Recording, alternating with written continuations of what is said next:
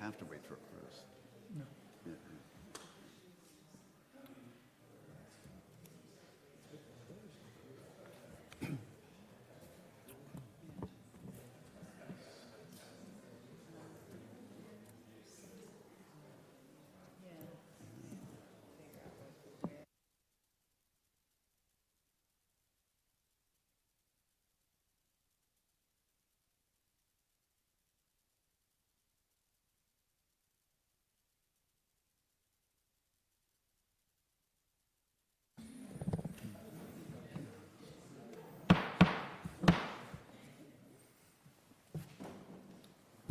Historic Preservation Commission, October 21st, 2024. It's just a couple minutes after 6. In compliance with the Open Public Meeting Act of 1975, adequate notice of this meeting has been provided. If any member has reason to believe this meeting is being held in violation of that act, they should state so at this time. Pledge of allegiance, please. Pledge allegiance to the flag of the United States of America and to the republic for which it stands, one nation, under God, indivisible, with liberty and justice for all.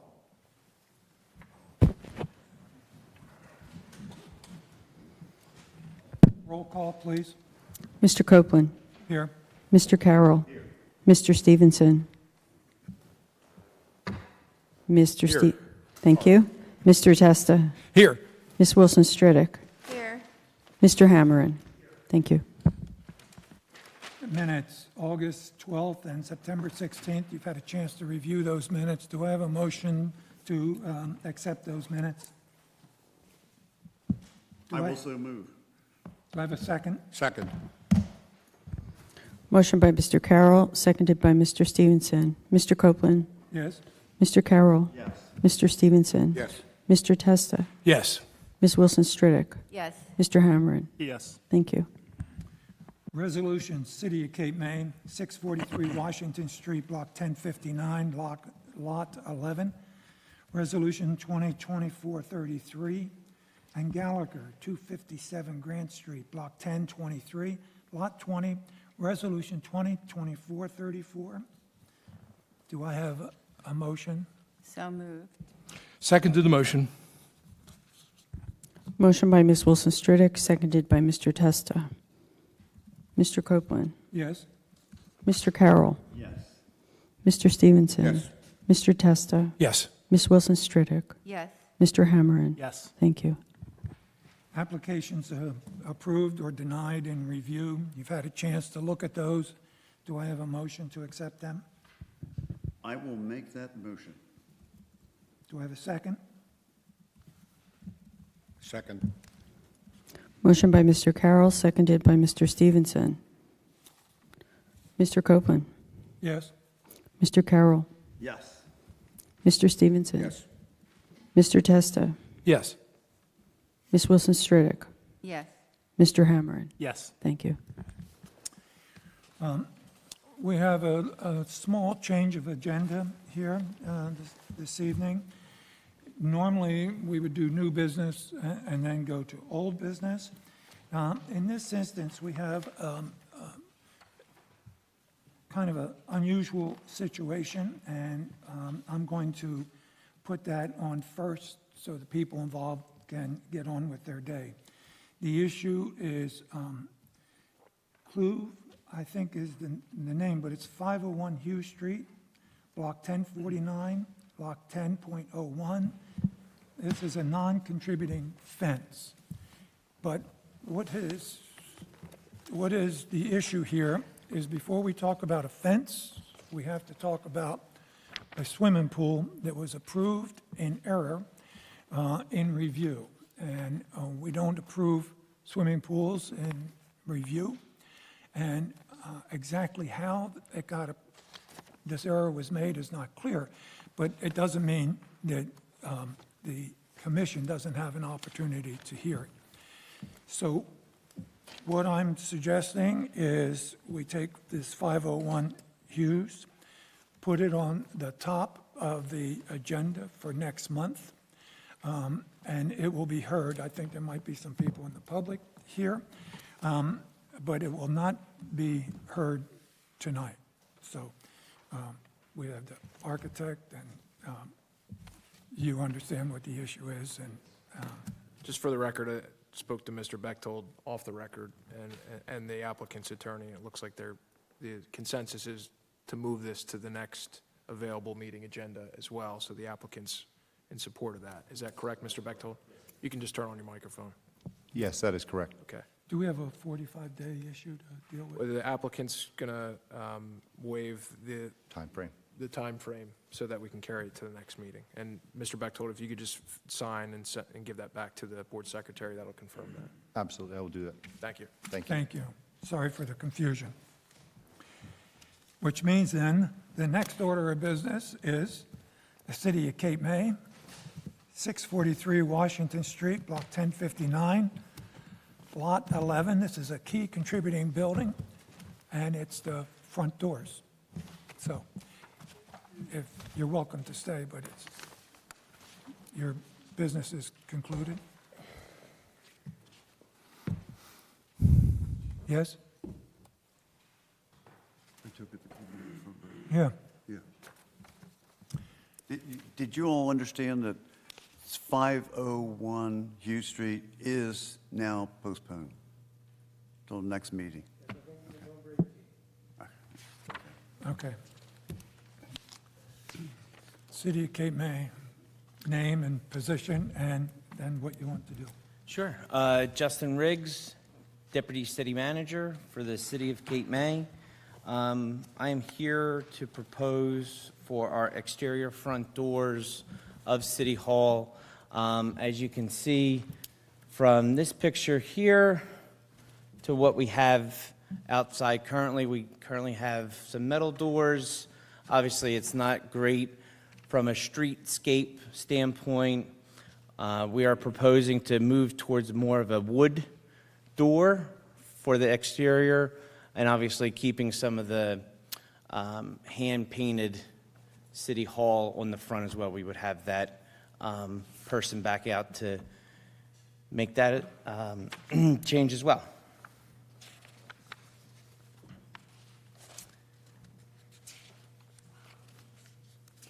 Dude, I don't do we have the material list here? We do. Within your packet, you should have a material list that was provided by the recommended vendor. Towards the back Okay, we just, of it, I believe. we don't have it. The recommended vendor is the Moore Door Company. They are very familiar with the city of Cape May, and they come highly recommended to the city. Okay. Yeah, we have the cut sheet for the doors. Just in the future, there's a form that you have to fill out that says wood. Sorry. You're fine. Rather than go around the room, I'll ask the commission, does anyone have any questions on this application? Oh, go ahead, Jim. I was going to say, is there anybody here who doesn't think that these doors are a vast improvement over the old metal doors that did their service and are now done for? So it looked to me like the city has done a pretty thorough job of determining what it wants, having them designed. I think they're consistent with the inner doors, consistent with the building. So I would certainly move. This is a matter of the city requesting an advisory opinion, because that's all an advisory report. So I would be in favor of granting an advisory report favorably on these doors. You do say wood, and I assume that's going to be sawed, since you said quarter cut. That will be a oak finish, an oak wood, and the doors will be finished with like a varnish finish. They're not going to be painted. That is correct. So we would work with the vendor, if it's HBC's, pleasure. We were intending on having some sort of a varnish finish, not paint. Okay. More of like a stained look Yeah. to it. I'm happy to see brass hinges on that. Hardware for the door, is that going to be of antique appearance? Nothing? Let me see. I think that's missing from your application, right? Sounds like describes it. You're going to furnish it, it says. Yes, I apologize. Push plates, guards for the doorknobs to protect the wood. So they would be more of a modern style versus the antique style on, No, no, no, no. Not good. They would, Modern hurts our ears. I understand that. I mean, we can work with the Justin- vendor on your recommended, I think we were going to match what's pleasure. in the photograph with brass poles. If you want to look at the historic photograph of the school there, if you can rather pass it than me around. having it here, it's probably best. Do you want to Yeah, pass it around? yeah. we have a picture in in the application. Yeah, Really, that is we're- the kind of door hardware that we would be looking for. And, and you can acquire hardware like that. I won't tell you the sources, but if you want to ask me off the record, I could tell you sometime. Sure. But, that's the kind of hardware we would want. What I would propose is that I'll make a motion to grant an advisory opinion, but advisory opinions are also issued with conditions. So we would include in the advisory opinion the supplying of hardware that's, Yeah. however we write it. but it's Period gotta be appropriate. period appropriate. Okay. Justin, I see the doors as being 10-4 quarter sawn mahogany rather than oak. That's, just to correct the comment that was Yes, made we earlier. can- It's mahogany rather than oak. Yeah, and mahogany will work. We were looking for like a wood, like I said, aesthetic to it. And if you look down underneath the hinges on the specifications list, we can add that on with the hinges and the sill as well. And if you look, we'll make sure that as it says, the supplies will be done by the city and our DPW. So whatever your opinion is on the matter, we'll ensure that we comply. Well, can we have a motion? I'll make a motion that the application be given a favorable advisory report, and that advisory report contain conditions as to the period appropriateness of the door hardware. I'll second that. Motion by Mr. Testa, seconded by Mr. Copeland. Mr. Copeland? Yes, Mr. Carroll? Yes. Mr. Stevenson? Yes. Mr. Testa? Yes. Ms. Wilson Stridick? Yes. Mr. Hammerin? Yes. Thank you. and then we will provide the advisory letter to the city Good. with that one stipulation. Yep, Okay? thank you. Thank you. for your time. Thank you. Justin, did you bring this with you? Oh, okay, okay.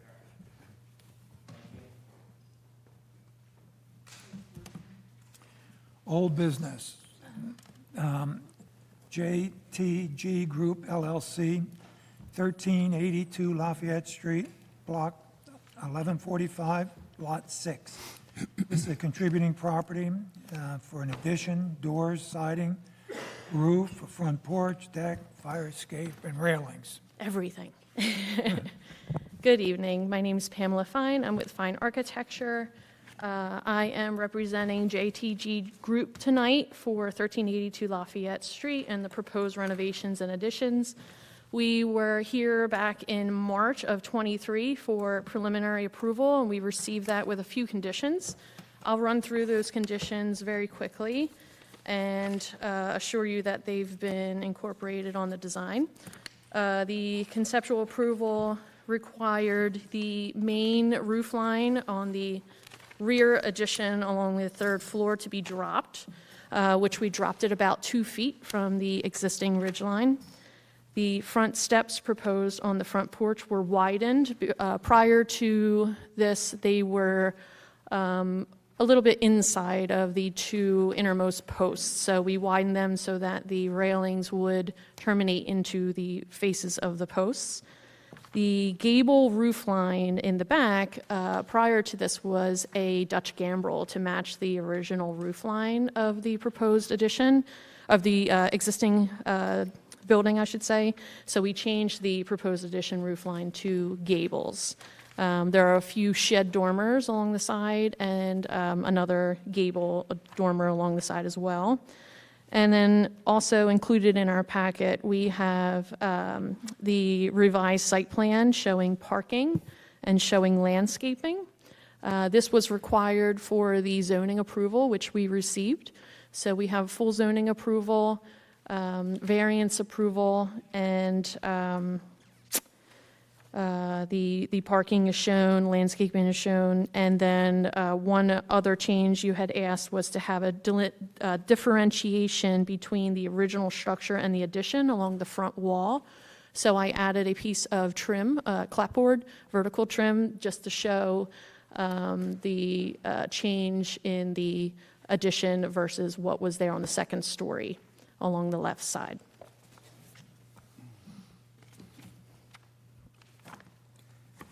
Other than that, everything else remained the same. Thank you. Any questions or observations by, Well, it seems like the things that we questioned have been answered, so I think we have to limit any criticism or construction to the things that we talked about before. And it looks like it's all done. other comments? Pam, I would agree with Tom. The conditions that we had set forth, you've answered and satisfied. And as usual, you've done a stellar job, in Thank you. my opinion. I would make the motion that we accept this application as presented tonight. I will second it.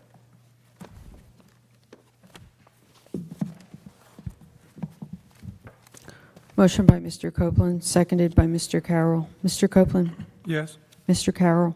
Yes, and I just would like to say, adding the porch back to this building really brings that building back into Cape May's character. It's very So exciting. glad that, as soon as you come into Cape May, you're picking up the porch mentality that we're trying to hold through the city. Thank you, Pamela. You're very welcome. Mr. Stevenson?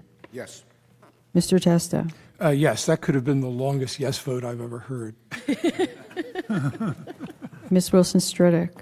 Yes. Mr. Hammerin? Yes. Thank you. Thank you. Thank you, Pam.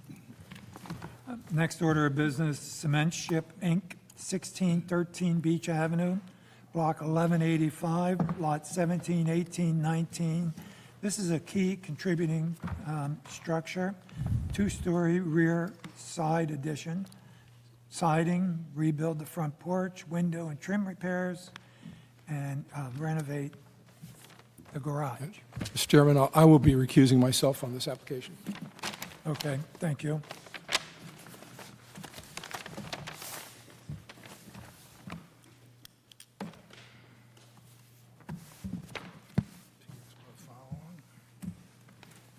Mr. Schultz, can you just hit that button there? Just to make sure they're both green. They're Yeah, green. they're both. Yeah. Thank you. Oops.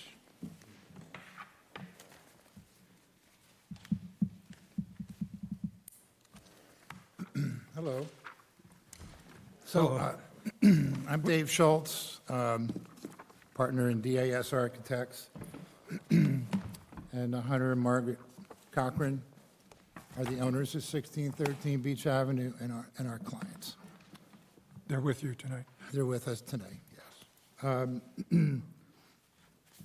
The goal has always been to refurbish this house, to renovate it, and to expand it so it becomes functional, based on today's world as a family house.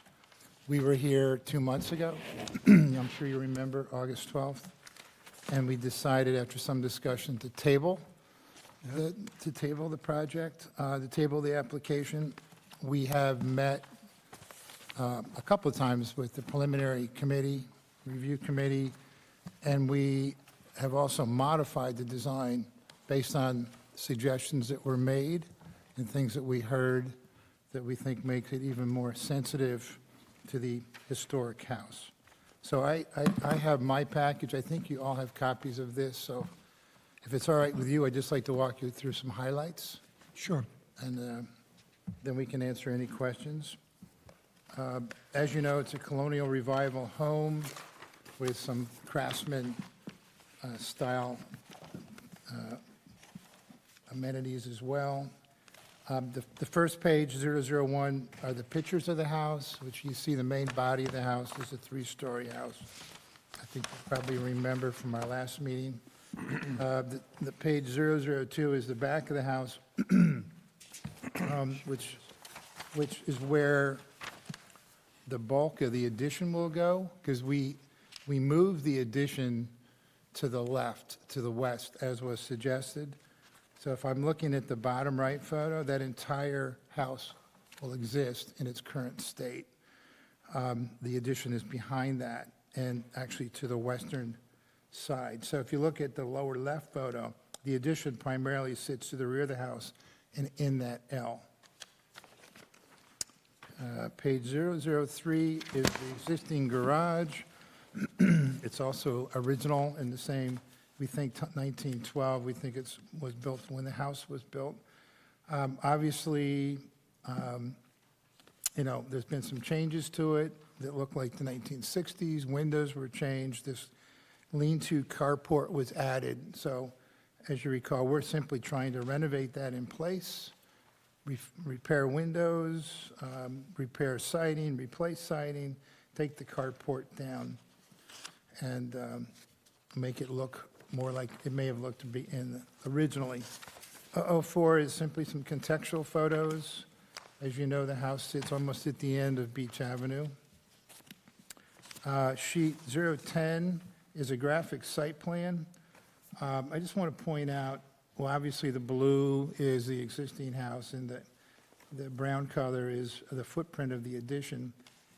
Along the right side, you'll see a notch. That's a 3-foot notch where we articulated the addition from the existing house. So the existing house wall will return to the west, and we capture that in that notch to really distinguish the existing house from the addition.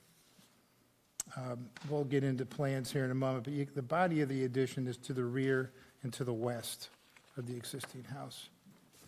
Next page is the zoning specs. We don't think we require any variances for this property or for this project. Sheet 200, to the left is the basement plan, which I don't think really matters to us today. In the middle is the first floor. In that red dashed outline is the profile of the existing house. So you can see the new stair kind of inward in that L.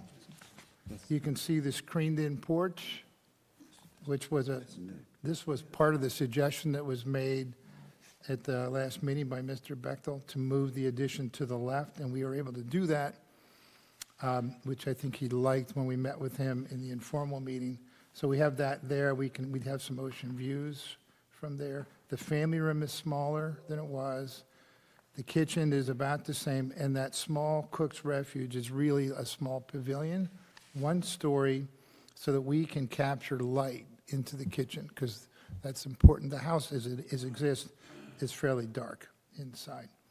So that's the first floor layout, and please stop me if I'm going too fast. The second floor is on the left of page 201. Again, you can see the body of the existing house, and our bedrooms, our new bedrooms and our new stair are behind the house and to the left. There is a rear porch that's covered, and then the deck over top of the cook's refuge is simply a deck, an open deck. The third floor is existing. There's no exterior changes to that. We're just reconfiguring space. Then we get to the elevation. So that's 01A. I don't know why my office gives them all these big numbers, but they do. So that is that's a line drawing of what exists today. You can see from this drawing, I forgot to mention before, that the existing porch is not original. It was replaced probably in the 60s during that storm. It's painted block.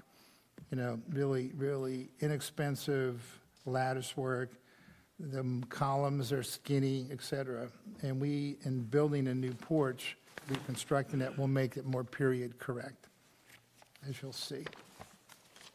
Next page is 601B. You're looking at a frontal view of the house, again, with all the notes. By and large, we're refurbishing windows. We're refurbishing, repainting, trim.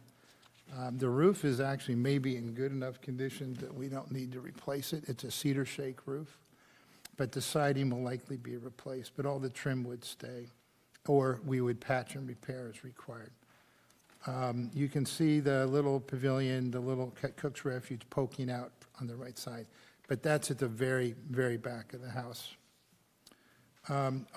Brick piers to match the existing brick, and high-quality lattice work on the porch. The porch would be completely redone. Next page is 602A. That's the existing eastern side of the house. And that's all, we're not changing that.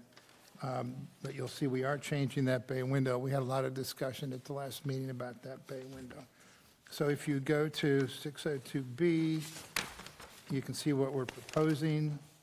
From the left, you can see the profile of the new porch that will have balusters and railing details per your requirements. Again, today, we're here for a conceptual approval. Brick piers, brick foundations. We thought we would take this bay window and raise it as a two-story bay, because that was what was suggested at the last meeting. So that's what we're showing. We're also showing those windows as double hung versus one big plate glass window. The rest of that elevation exists. Where you see the shadow at the right side of the elevation is where the building recesses, where the addition starts. And you can see, excuse me, the one-story cook's refuge that pokes out, but there's a 3-foot notch between that and the existing wall of the building. Again, any new areas would be cedar shake roofs, cedar shake siding, wood windows, wood trim, wood decking. Then we have the rear of the house, 603A. That's a line drawing of the rear. You can see the thin addition, and you can see that sort of awkward stair enclosure to the third floor. So 603B is what's proposed, but by and large, this is in front of anything that existed from this view. But just to describe it, you can see the porch on the second floor with the deck to the left of that. There's a bay window that's the center point of the kitchen. There's a recessed entry, that's why it's in shadow. That's kind of the rear entry into the house. And the same materials would be proposed. The western side of the house is shown on 604A, and that shows what exists. You can see the 3-story portion of the house is the prominent part of the house. That's what's facing Beach Avenue. And then there's the stair from the third floor that comes down, and a 2-story rear addition. And what we're proposing is, of course, again, refurbishing the existing building, the existing house. And then then we're going to indent 10 feet from the existing house, so it's well set back. That tall window is the stair window, and the stair will be exposed through that window. And then to the left of that is that angled screened-in porch. And above that is the deck that sits above it. So that's kind of a low area. And then behind that is the family room and the bedroom above that's small, much smaller in scale. And as you can see from this view, the roof lines are considerably less than the existing main roof. So they're subordinate to anything to the main body of the house. 605 is the garage. So the top drawings are line drawings showing what exists. And below that, the same elevation of what we propose. We're repairing existing windows. We are proposing a new carriage door, a wood garage door.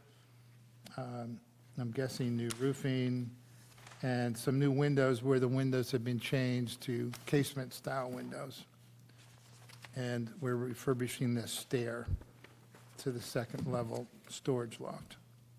So the next page is more of the garage details, just the other two elevations. It's a fairly simple structure. Then at 607, we have our materials list. So just to recap, the brick foundations and brick piers will be brick that will either look like or match the brick that's there. All the roofing will be cedar shake roofing, either to match the existing. All the siding will be cedar shake siding, and that will be natural. Windows are wood, gelled windows, and they'll be painted, and exterior trim will be wood that's painted. Lattice panels will likely be built by the contractors or carpenters so that they're not thin and flimsy, they're strong, and they meet your requirement of 75% solid. Railings will be built in period correct, wood railings, wood balusters, wood cap rails. 2 by 2, 2 inch by 2 inch spindles, as I know you like, and they'll be period correct. Decking, all the wood decking will be Ipe wood. Okay. Thank you. And then, sorry, there's just a couple more pages. Then we have our contextual illustrations. After that, you should have those. Were there questions on the materials? No. Well, we'll see. I don't. Okay. So 608 is a frontal view. We are, you don't have 608? I might have flipped. I can give you mine. No, wait a minute.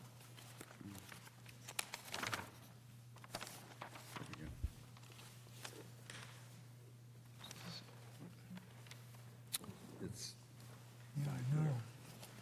So this is the contextual views that you request, showing the surrounding buildings and context of our site.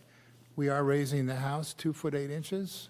We are proposing a brick wall, similar to the Testa residence down the block from this location. I'm guessing it's about 2.5 to 3 feet tall. So that's the frontal view. That's a street, that's really, it's a digital model, but it's taken from the middle of the street. And then the next page should be 609. And this is from the western perspective. So kind of from the street, but looking from the west, where you can see the main body of the original house, and then there's a recess, which you can't really see because you're not seeing shadow here. But there's the screened-in porch in that indented area, and then the body of the 2-story addition at the far back, far rear. And there should be one more. It's 610, which shows which is not in our package for some reason. But it should show you the rear, the right side of the house, and the rear, a little cook's refuge that pokes out a little bit. Right. You guys want to add anything to that? So we're, I think that at this point, I've kind of gone through the drawings, and I'm happy to answer any questions. Could you just refresh my memory? This, facing the building on the right side, this part of the addition in the back, I thought we had agreed that that would be embedded on the left side, and that would be eliminated. We did discuss that. And there was a lot of, if you remember, there's quite a bit of discussion with Mr. Bechtel and yourself, and I don't think there was total agreement. Evidently not, because it's there. He agreed, well, he was, I know his point of view was this met the spirit of the historic guidelines in the ordinance, and we agree with that. We've distinguished it from the original house It's at the far rear of the house. It's just a little piece of the building that pokes out, and it gets us light into the kitchen. That's what, that was his opinion, and frankly, that's kind Was of. that his statement during, when you came back to the review committee? No, that was the preliminary meeting. That Okay, was a preliminary. informal meeting. Mr. Bechtel was there, Mr. Copeland was there, and I know we discussed it at length. In order for this house to really function well, we're really trying to get light into that side of the house. That is the kitchen, and it'd be a real shame not to let the owners have views, which is, that's the predominant view of the ocean on this property. I think it's also an effort to take advantage of the extra lot that exists to the east, Well, of course. as opposed to it just being Yeah, I raw know, land. But of course, the extra lot is part of the streetscape, which we're trying to maintain. We'll go around the room, but, yeah, I thought our conversation was that the additional pieces to the right side would be embedded on the left side. The idea is not just differentiation, but the idea of an addition on a historic property, especially one as significant as this, key property, that the addition would not be visible from the front or the side yard. And I thought what we had discussed was we were willing to make an exception on the left side as an accommodation, and that the right side would be preserved. So there's a lot of addition to a key building, and I understand why you want to do it and all that, but those of us that own historic homes are used to some limitation. But let's go around the room. But just can I clarify something, because we sat in that meeting for quite a while. I'm sure you remember that Mr. Bechtel was in favor of what we were proposing at the time. He thought we met the standards, and I know that you disagreed with him on that. But we favored what he suggested at that meeting. No disrespect, please, but I wish he was here tonight. No, well, no, it's hard to offend members of the Historic Preservation Commission. Good to know. Yeah, we don't want to offend you, but we do think we think the design of this house, the addition is sensitive to the existing house. We articulate it, and it does frankly complement and feature the existing house in a lot of ways. Well, let's go around the room, and then we can come back. Kevin, do you want to Sure. comment? I think, Would you talk into the mic, please? first of all, it's obvious it's a very elegant renovation and an addition. I don't think anybody would take anything away from the aesthetic attractiveness of this. I agree with you. I think the issue simply is it's not consistent with the standard to bump out onto the side of the house visible from the front. The question I think that came up in the meeting somewhere along the line, I thought, was it possible to take the cook's refuge and slide it around to the back of the house, turn the kitchen so that it opens that nice bay window out onto the east elevation, I guess, and it doesn't take anything away from the functionality. It lets all the light into the kitchen that you had before. You still have the rooftop deck coming, it just extends out into the back instead of to the side. There's certainly a line of sight visible to both the extra yard and to the street and the ocean. I don't see the logic to approving the cook's refuge like this in a way that's inconsistent with our standards. Everything else is, I think, has met all the objections that the committee had, and I think are actually nice improvements on the house, and the garage in particular, and so on. Do you have a comment? Yeah, just a comment that I was not part of the committee, but I understand the comments that were made here as far as, adhering to the standards. And that's all. Jake? I just feel it just came as a surprise that I know last meeting there was a lot of discussion about moving it to the rear or to the left side. And I mean, I think that if the Cook's Refuge was moved to where the screened-in porch was, it would still provide ocean views, but it's set back enough that it wouldn't be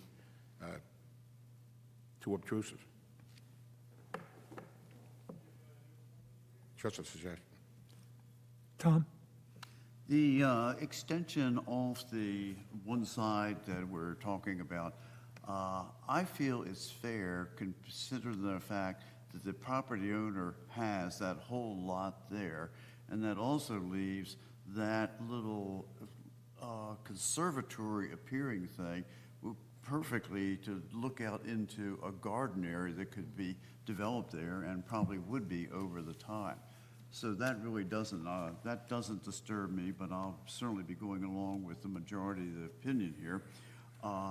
One thing, David, you said that the spindles on all the rails that are going on, the spindle is a full 2 inches wide.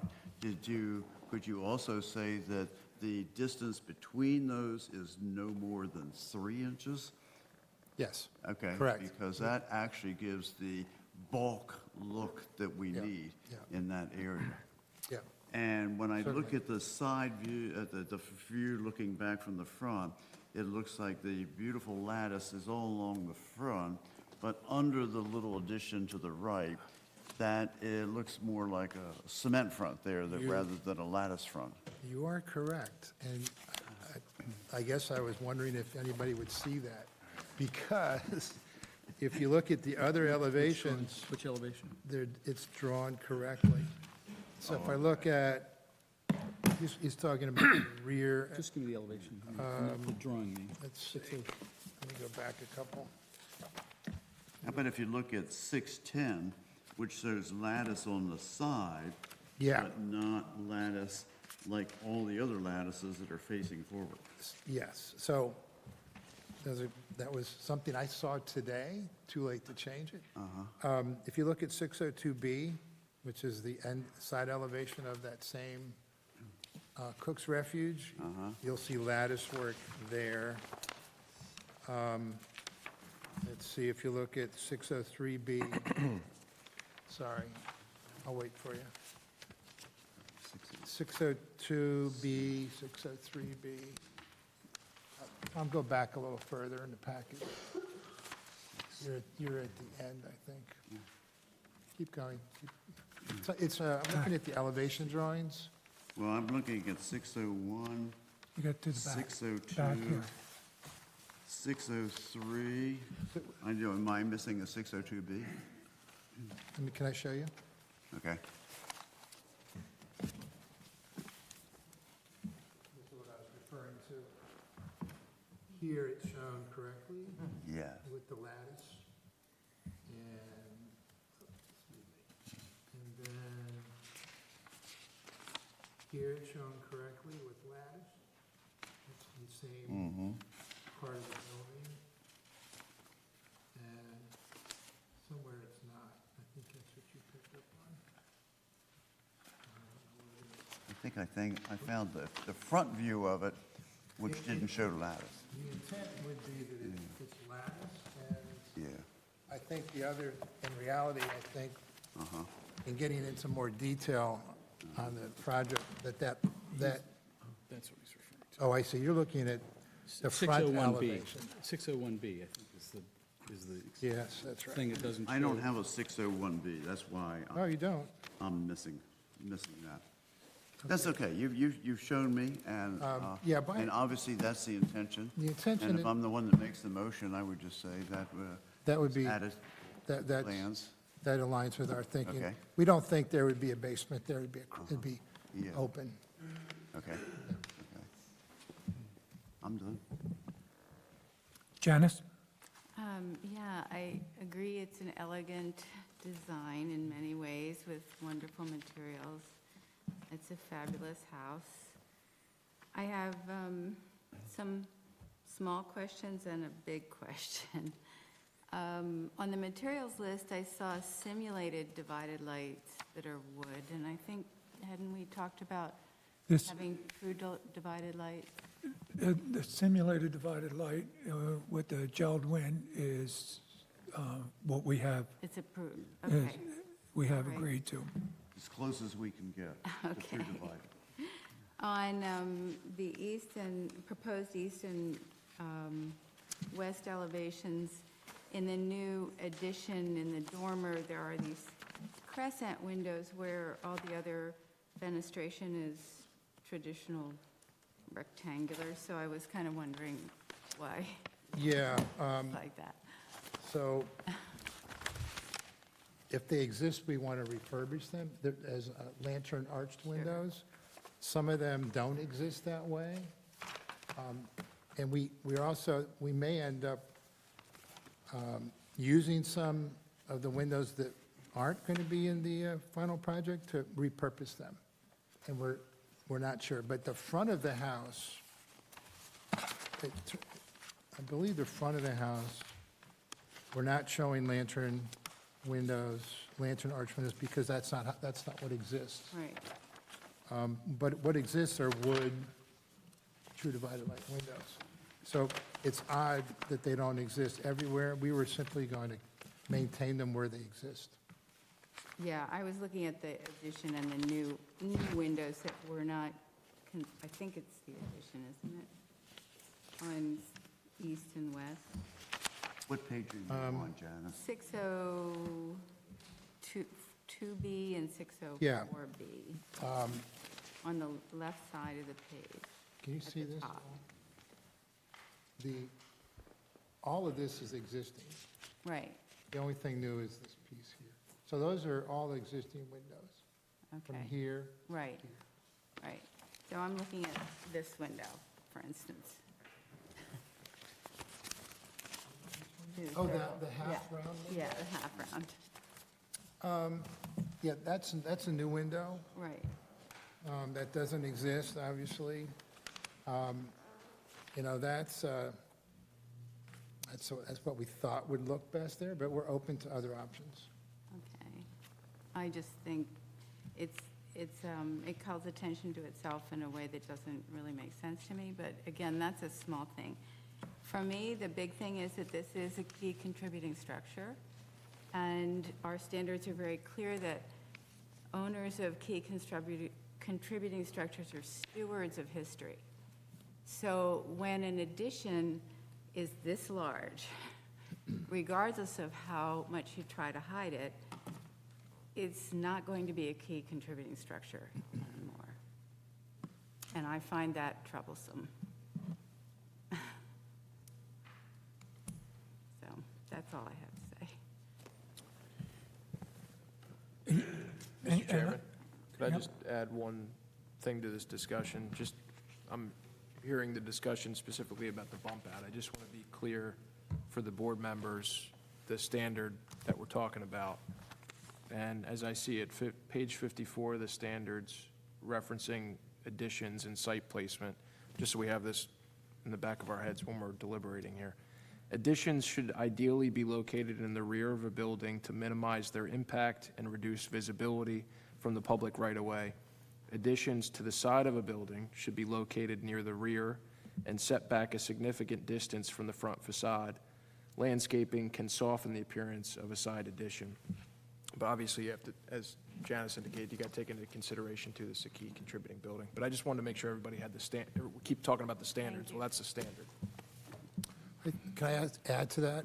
I think there's also an illustration in the guidelines which show 2 or 3 examples of side additions to historic structures, and you know, one is red, which is no, and I think one is green. That shows a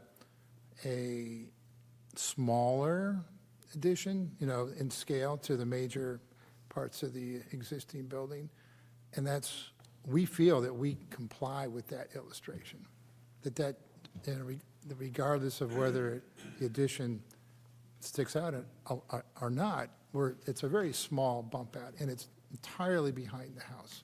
It's not even attached to the house at that point. That's why we're feeling that it really is in compliance.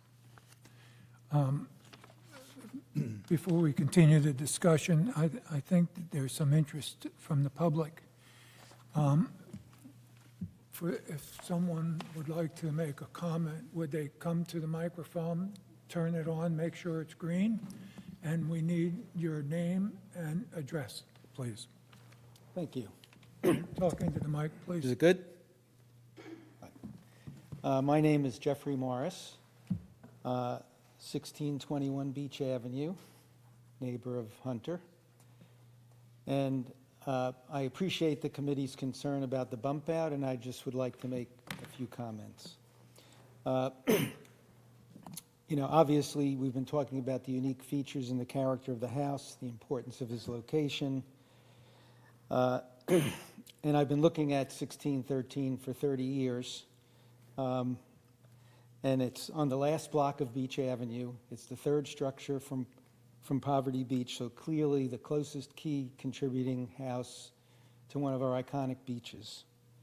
The Mack Trolley Tours goes down there several times a day. It's even going now in the shoulder season 3 times a week, several times a week. The house does, fortunately for we who look at it, has a 3-sided streetscape because of the side lot and also because of the property to the east of it has some greenery and a driveway, so you do get a really long view of that east side. And so I appreciate the committee's concern about that. Anyone who passes it, you know, sees it. The house will become even more important as City Council and the mayor pursue their expanded vision of further highlighting the east end of Beach Avenue by extending the promenade. They also hope, and we also hope, that there's national park designation, particularly related to the buildings in town, but it's inevitably going to bring people to Poverty Beach because of the connections.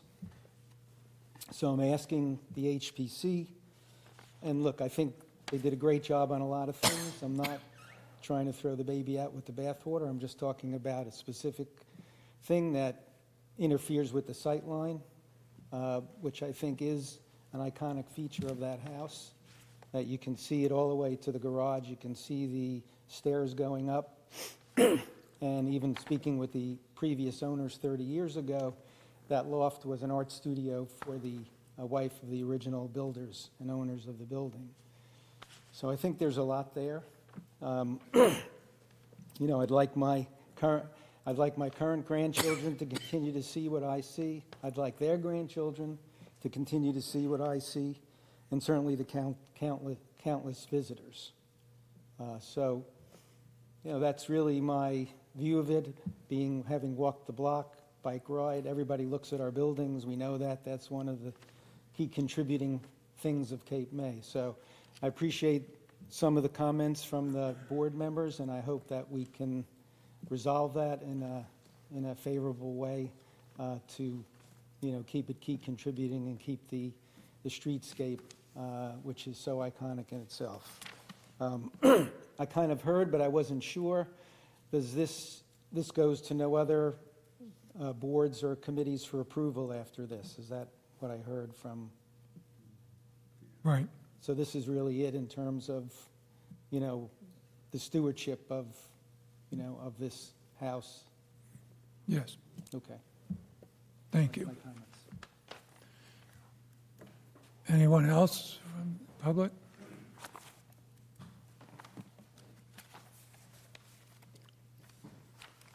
Good evening. Mike Casino, 1621 Beach Avenue. I'd just like to echo what Mr. Morris said. It's a very unique area, very unique home. The areas around it are very unique in that, you know, the sight lines are not only from the street, from the rear, from the east, and from the beach, quite honestly. So I do have concerns about that bump out on the east side. Just an additional concern I have would be landscaping. Is that something that is, a plan has to be submitted for, or is that something that is not taken into consideration? That would be my only other concern. Landscaping is part of an HPC review, and it has been used to cover things that otherwise would not be as appropriate. We've gone so far as even to have deed restrictions on the landscaping for maintenance purposes, because you do a nice landscaping plan, and 10 years later, you take it out or something, or it dies. And that may be a consideration as we go forward. We'll see. All right, thank you. Other members of the public? I would echo the comments of most of the members of the HPC in the audience. You believe it meets our standards, but I don't. The addition on the right side, facing the home on the right side, is conspicuous, and I think it detracts from the original property, a key property. I think we've made some accommodation, not I think, we've made some accommodation on the left side, and there's quite a bit of addition there. And so I don't think you've met the standard. It is a key property. I understand why you want to do it. I understand you have the lot and all those issues, and I'm sympathetic. But I don't think it meets the standard.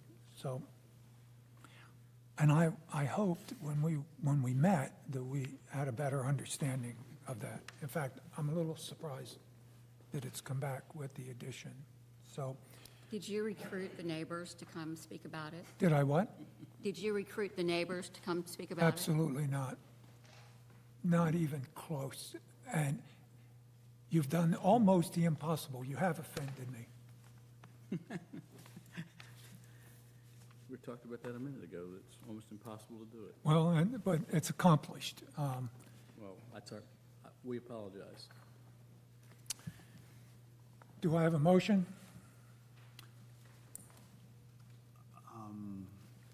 Okay, I'm going to make a motion that I don't think everybody's going to agree with, but it's how I feel. This is here for preliminary review, and I'm very sympathetic with everything they're trying to do, and I'm very sympathetic with how the other members are looking at it.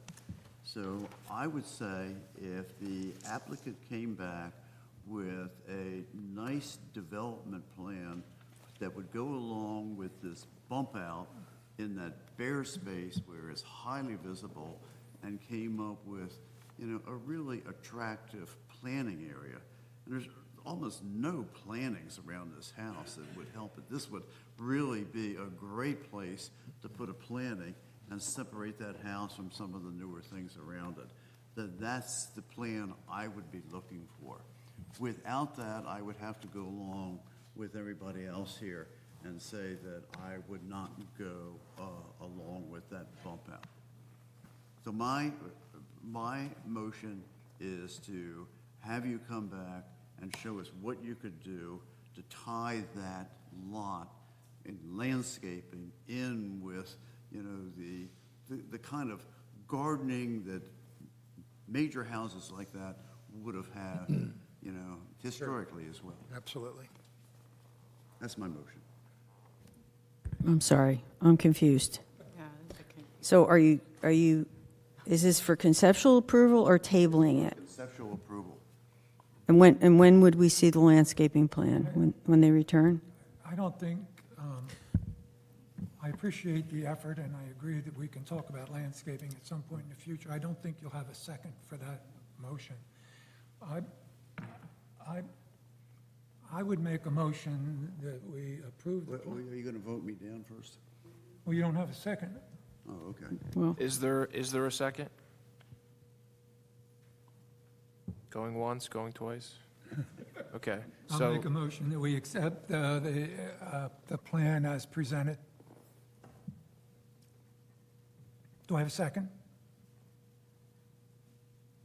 If you second, do you have to vote for it? no. No. Okay, I'll second it. Our motions are always stated in the pub. Okay.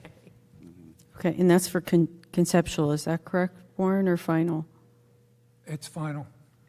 Okay. Motion by It's Ms. more- I'm sorry. No, it's more conceptual. It's conceptual. Okay. Motion by Mr. Copeland, seconded by Ms. Wilson Stridick. Mr. Copeland. No. Mr. Carroll.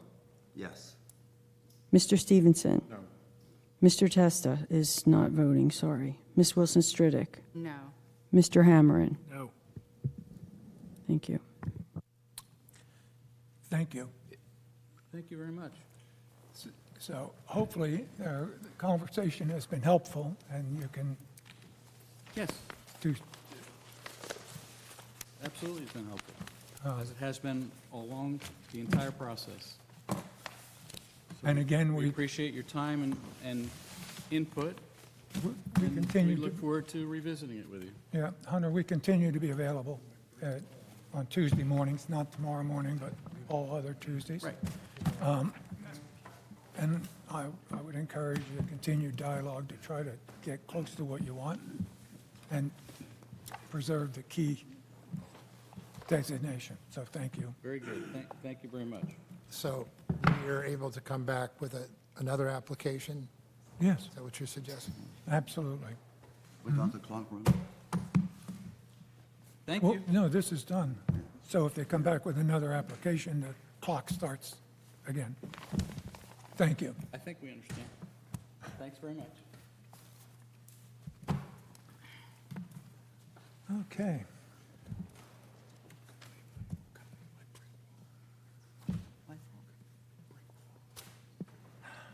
Next order of business, Doherty, 211 Grant Street, Block 1022, Lot 23. This is a contributing property. This is dormers, windows, deck, rebuild, front porch, fence, driveway, walkways, and a familiar face for the record. Hello again. Pam Fine from Fine Architecture. I'm here representing my clients, John and Donna Doherty of 211 Grant Street. So we were here last year in July. We received conceptual approval with a few changes to the plan, and I'll run through those real quick. They were fairly minor. So the HVAC was asked to be Sorry, moved- Pam. Oh, Could sorry. you hold up a minute? Did we get an email about the owners not being here? Oh, well, they're here. Oh, they are here. They're here. Yeah. Okay. Do you want them to join me? No, Well, no, we can just, see them. we can just indicate for the record that the owners are in the gallery, and Ms. Fine is I'm sorry, presenting on Pam. their behalf. Thank you. No Thank you. problem. No problem. Let you sit up there all by yourself. I know. It's okay. I'm used to it. I'm good. So just to recap from the conceptual approval, the requests that night were made. The following was done. So the HVAC was asked to be moved and placed on a new wood platform. The existing HVAC was actually like half on, half off of their property line in the back. So we actually moved the HVAC above an existing exterior shower in the back. We're going to redo the shower just because it's not really in great shape. So that's going to be wood, painted wood, and then we'll have the HVAC platform above that. And this was actually a request made by the zoning board. The other changes were the 1/1 windows. So last time I was here, I had grills in the windows. I removed them, so now all of the windows on the home match. They'll be the 1/1, Colby style. And other changes that resulted from the zoning board hearing where we removed the retaining wall. There was a retaining wall that went around the perimeter of the building, of the perimeter of the property, I should say, just to kind of help with some flooding issues that we've been dealing with on site. We removed the retaining wall because that was triggering a pretty major change to stormwater retention. So the retaining wall came off. We removed the back deck. So we were here previously, there was a fairly large-size deck in the back. We took that off because, again, that was triggering some pretty substantial changes to stormwater treatment. So we took the deck off, we put a small landing in its place and a small set of stairs. That went to the zoning board, and they approved that. Let's see, so the front, under the deck, the lattice was removed, and we now have the horizontal slats made of wood. And let's see, the shower, I already touched on. No retaining wall and no grills. Yeah, so those were all of the changes that were made from the conceptual plans that you saw back in July of '23 and to now. And then I also have some selections for lighting that were included this time around. There's a sconce that the owners like, and there's a couple selections of ceiling fans as well. So we wanted to get your opinion on those. Thank you. We'll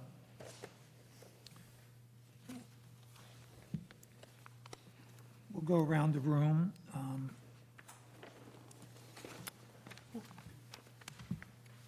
Jim, you want to start?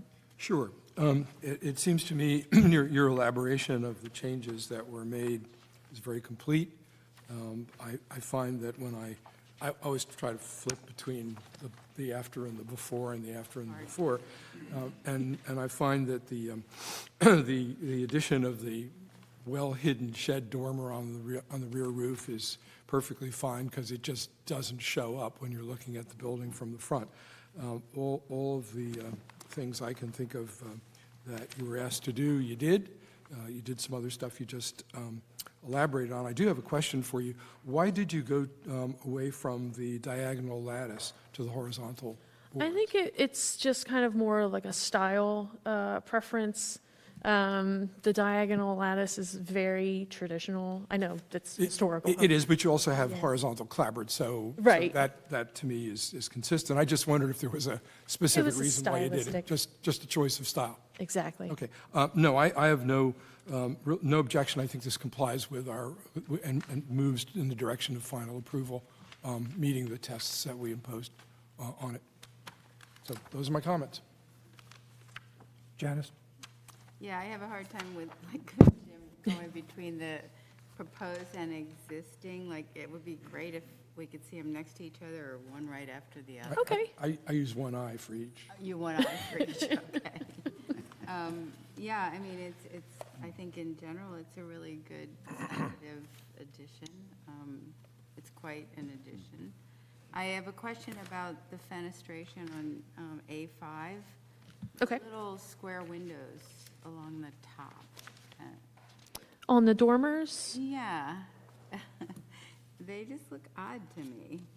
They don't go with the sort of rectangular shape or the double hung, and I'm just wondering how they're going to look. I mean, you know, I look at these two-dimensional drawings and I can't project out to the aesthetic, and so what I really look at is the 2D sort of coherence of your design.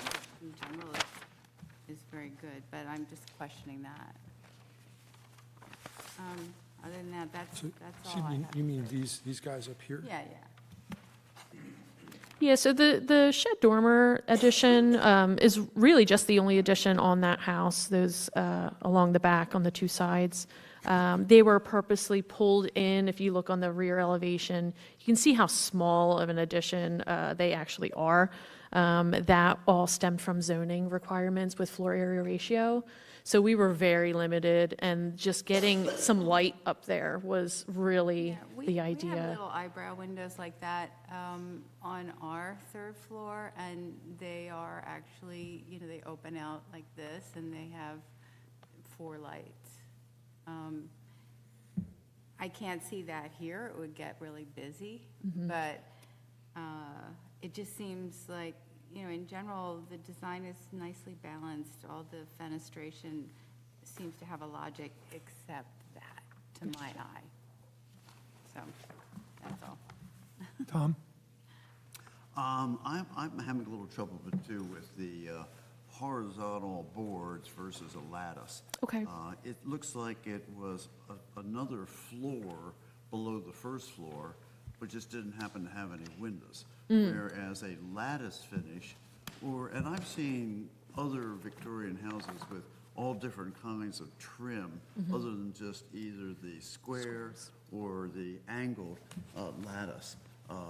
I'd even be happy to share some pictures of things I've taken like that with you when you're looking at things like that. Sure. But I really think that should be either a lattice or something other that says this is the breathing element underneath the house. Okay, maybe having the lattice on a horizontal vertical axis instead of the angle would look better. I'll make some suggestions and see. Okay. But, okay, so we'll go either lattice or there were other, Another consideration. okay. This is going to be a final approval, so it would be a condition Okay. of the final approval in terms of the For the review lattice. committee. For the review committee. Well, maybe not, maybe just to No, make sure that mostly- it's, Jake? Okay, just a couple minor questions. I know, Pamela, you had brought it up regarding the ceiling fans, Yes. and you've offered quite a few options in the back, and one of them, the one at the bottom, is very modern. Yeah, And I mean, the other ones are kind of like imitation period. right. But I think they would fit in a little better. Okay, so the one option, let me see, just so that I'm on the same page. The other one's just so obviously modern. So let's see if the other Out one out is. of order here, Pam, you have one page with this fan. Yes. And then you, Yeah, there were a couple options. Yeah. So the one I thought was a little too modern, so we found the one 52-inch Kichler Tide Weather, and I thought that was a little more appropriate. So I just wanted to run that by. Okay, so we'll do that. Additionally, one other thing was, you have the brickstone pavers, and in the standards, it indicates that it should be red brick, so there's no, So the red option, yep, red brick. Okay. Kevin? I personally agree. I think the lattice should be something other than the cross, cross panels. I think a lattice would look nice with some sort of a patchwork kind of appearance. The fans, actually, none of the fans appeal to me, but I like, kind of the reproduction looks and those sorts of things. I just think they look classy in this kind of a structure. And then lastly, the fireman in me worries a little bit about the presence of the air handling unit above the shower, the electric and the water being that close. It just worries me a shade, so. Yeah, typically we'll fiberglass the platform so that there is a weather barrier there. You're not going to have the spray going up and under the units. Just speaking as a former volunteer fireman. Understood. let's hope you don't have to get called. Except you'll know how to deal with it. I would agree with the comments that are made, and I think when we talk about privacy lattice, most people immediately assume that it's on a diagonal, when in fact it can be square. And I think the square would fit this property.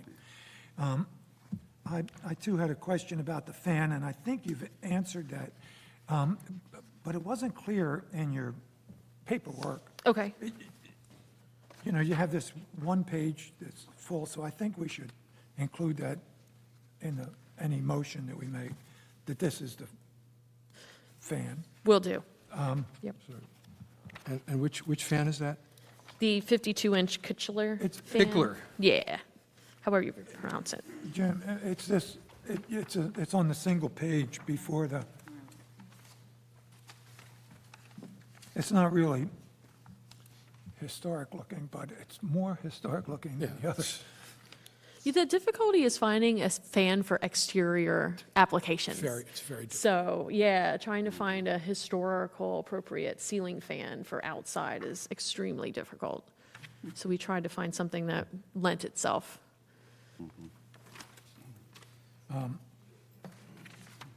Yeah, so I'm comfortable with the rest. I'm sensitive to, your observation, Janice, but with a dormer that is within standard, there's not a room really for a horizontal. You wind up with a square window, If we could go bigger, we would have. and we would be, we'd like the window, but we would object to the dormer. Yeah. So, do I have a motion? Could I just make two more points? You may. Your fence looks like it has the standard 4x4 post, which basically means almost like a 3x3 post nowadays. I would strongly suggest you go with a 6x6, which is more like a 5x5, for the structural strength of the fence. And I've also been recently trying to look at fans for my own front porch, and the one, I don't really want to publicize Hunter, but the Hunter Classic is the fan that actually comes as close to that open cage work underneath that so much replicates the fans that we're kind of used to in old-fashioned places. If you want to take a look. Good to know. Yes, I would love to see that. I will look that up. Do I have a motion? I'll make a motion that we grant final approval to the application with conditions inserted into the final approval to make sure that the lattice that's presented is square wood lattice, that the pavers are red brick pavers, that the fan be either your suggested 52-inch Kickler or looking at the Hunter series, that the fan be as appropriate as possible to a period fan, and that with respect to your fence, that you use nominal 6x6 posts instead of nominal 4x4s. Those would be the conditions to the motion.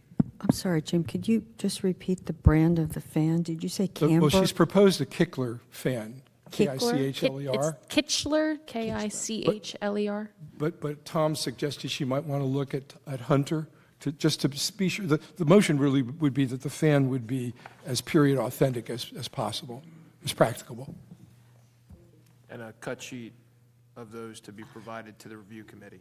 Yeah, and that satisfaction of this would result in you doing those things and providing all the final submission to the review committee on the conditions. No problem. I'll second that motion. Thank you. Motion by Mr. Testa, seconded by Ms. Wilson-Strodick. Mr. Copeland? Yes. Mr. Carroll? Yes. Mr. Stevenson? Yes. Mr. Testa? Yes. Ms. Wilson-Strodick? Yes. Mr. Hammerin? Yes. Thank you. Thank you. Next order of business, GC Ventures LLC, 314 Clankhorn Place. This is Block 1031, Lot 63 and 64. It's not rated, and this is for a fence. Mr. Chairman, these fine folks are my neighbors. They're within 200 feet, so I have to recuse myself. Thank you.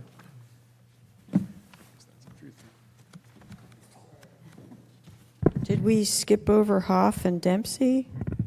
Good evening. Over someone? Yeah, it's right there. Excuse me?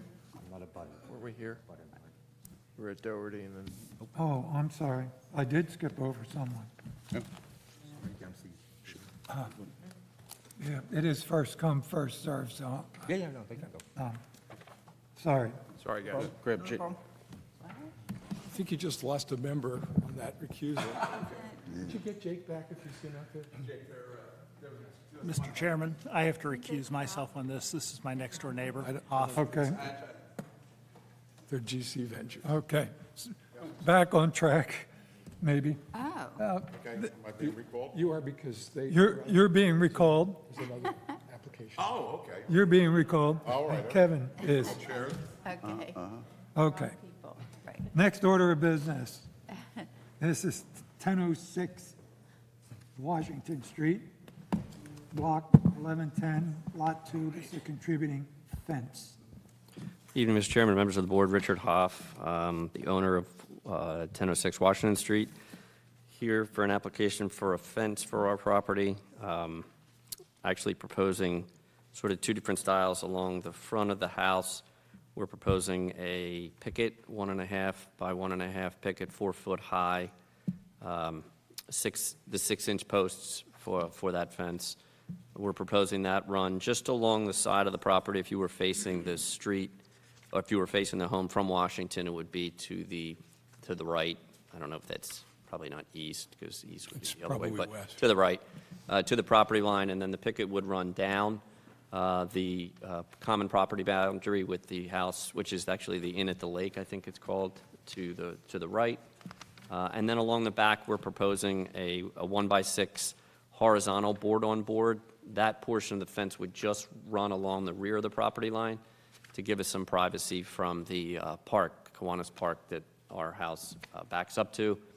And then we would run the picket along the garage side of the house, but back to the corner of the house. It's not going to go to the west side, and really the fence is just for the dogs to keep them, because it's getting to be a pain putting them on the leash and walking them around. So we've modeled this after, we've included the cut sheets here. The style is one that we've liked. We've walked around town. We see this one quite a bit. The picket, the 1.5, and per Mr. Carroll's earlier comment, yes, we are going to do the 6-inch posts as they get to gain some accent. And we've included sort of a diagram of where, as I just described, they would be in relation to where the picket ends and where the 1x6 picks up. The 1x6 in the back will be 6 feet. Obviously, we'll conform with all zoning officers' requirements as to where it needs to be located off the property line. But that's pretty much it. The location along the front, we are proposing that the picket would start at the corner of the house as the original, not bringing it up to the porch level, but setting it back a little bit so it would run off the corner of the actual house structure itself. So that's the Rather request. than go around the room, any questions or observations from the members of the commission? I'm sorry, did Mr. Hammerin recuse for this one as well? He did. Thank you. Not as well, just for this one. Oh, right. It was Jake that recused before. Excuse me? We're good. We're good. Any questions, observations? Yes, I have an observation and a question. Why the horizontal Madeira for privacy? It was just really just a preference in terms of style. I know there are some existing city fences along the back as you go along the park that are the vertical. We, frankly, just in our hometown, we happen to see this vertical fence or the horizontal that just from an appearance standpoint looked a little nicer than the vertical.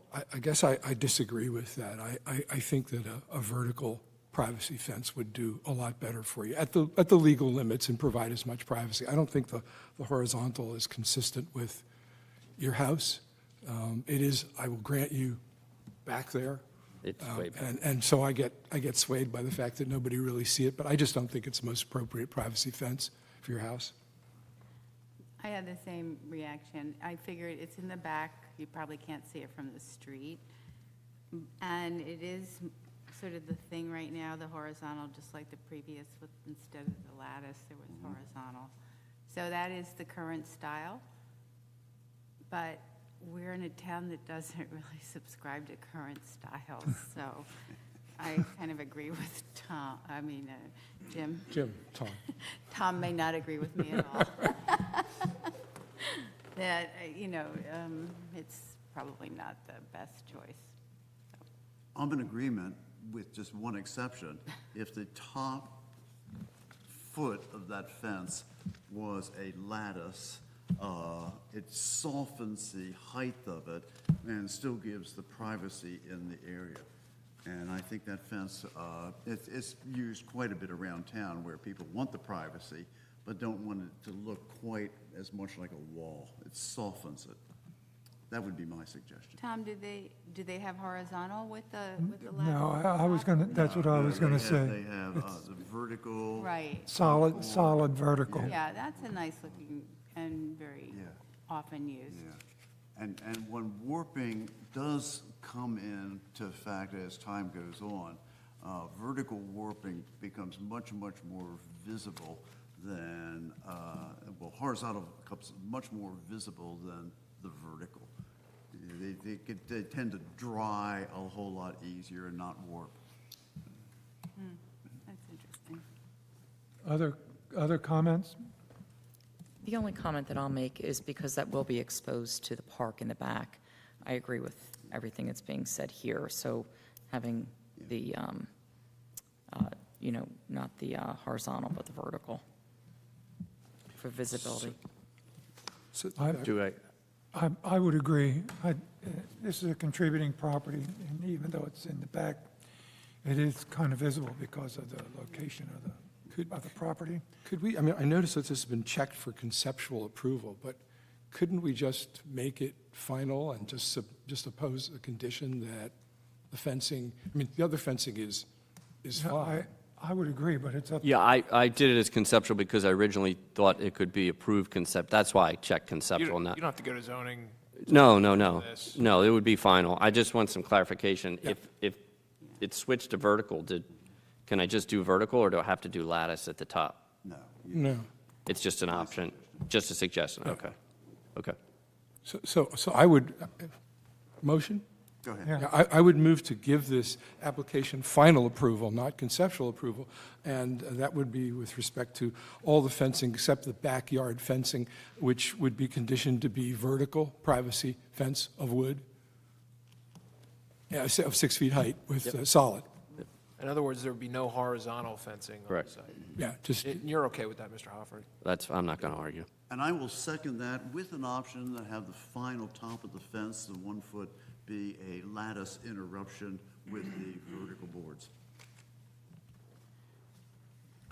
I'm sorry, gentlemen, changes is this the- going to the review? all right, so now we have this converted from a 6 foot solid to a possible, 5 foot solid with a 1 foot opening? I think there's a practical limitation here, that you're going to find that the size fence you want is more readily available with the lattice top. And I would make the motion, The motion is made.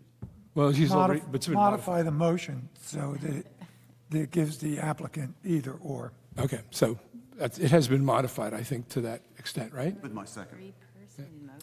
My second was with the modification. I leave it up to council. The applicant can choose either of the two options on the record. It's up to the applicant. Okay. Just not the horizontal. That's the motion, correct? Correct. Yes. Okay. All right. And it, Figure us out. and this is to be submitted to for the review committee? He can just provide a cut sheet of his The selection. final selection? Yeah, To me, to the review, to the review committee? correct. Okay, thank you. Motion by Mr. Testa, seconded by Mr. Carroll. Mr. Copeland? Yes. Mr. Carroll? Yes. Mr. Stevenson? Mr. Testa? Yes. Ms. Wilson Stridick? Yes. Thank you. Thank you. Thank you. Thank you. Next order of business, Dempsey, 665 Hughes Street, Block 1058, Lot 15, contributing property and an outside shower.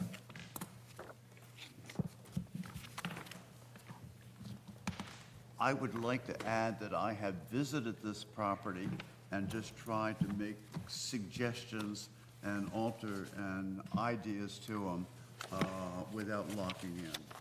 If you feel I should recuse myself on that, I will, but I have no financial gain whatsoever in this, just trying to help a neighbor. There's no need to recuse yourself. Thank you, Mr. Chairman and members of the commission. I appreciate the opportunity to come talk to you this evening. I'd like to point out that my husband Jack is with me, as well as 3 full-time residents of Hughes Street who are here to support us, Beth Acker and Chris and Marty Lutz. I wanted to give you a little bit of background that leads up to this request tonight for an outdoor shower enclosure. We bought 665 Hughes Street in 2021 and immediately started a renovation of the interior to make the house a 4-season home, as well as to update it for modern living. Having concluded over 2 years that restoration, we then started an ambitious restoration of the exterior to include replacing the asbestos roof shingles and metal roofs with cedar shake and standing seam metal roofs, adding new cedar siding, insulation, sheathing, which the house had never had, and a top-of-the-line zip system to encapsulate the exterior. We repaired and retained all the original windows, replaced the large diameter gutters, and replaced the shutters, the fencing, and virtually every stick of wood on the house with new sapele African mahogany wood. I was very worried that once we removed the old cedar siding, we would find a lot of rot in the framing. But I was pleased, and I think you will be as well, that there were only 3 small areas of rot in this 150 to 170-year-old house, and that was in 3 corners where the gutters had failed. The old-growth wood framing is like steel. I consider this restoration to have been a most successful partnership with the city, with the HPC, and with us, the homeowners. This committee approved our HVAC permit request to install condenser units in the side yard facing Hughes Street the month we closed on the house in June 2021. A couple of months later, you allowed us to add a propane tank, which our neighbors said we would never get permission for, while we waited for the moratorium on opening Hughes Street up to run a gas line expired. So we had that propane tank for about 2.5 years and then got rid of it and replaced it with a gas line. You also approved our request for the exterior restoration and for awnings on the setback side of our house. That was in line with the Secretary of the Interior guidance for awnings on historic buildings. Now to the specific requests that we have before you tonight. We initially thought that we could use the main floor bathroom shower as our outdoor shower. But we have a constant stream of beachgoers at our house, and in the past 3 years, we've had far too much sand going into our plumbing and to the city's water and sewer lines.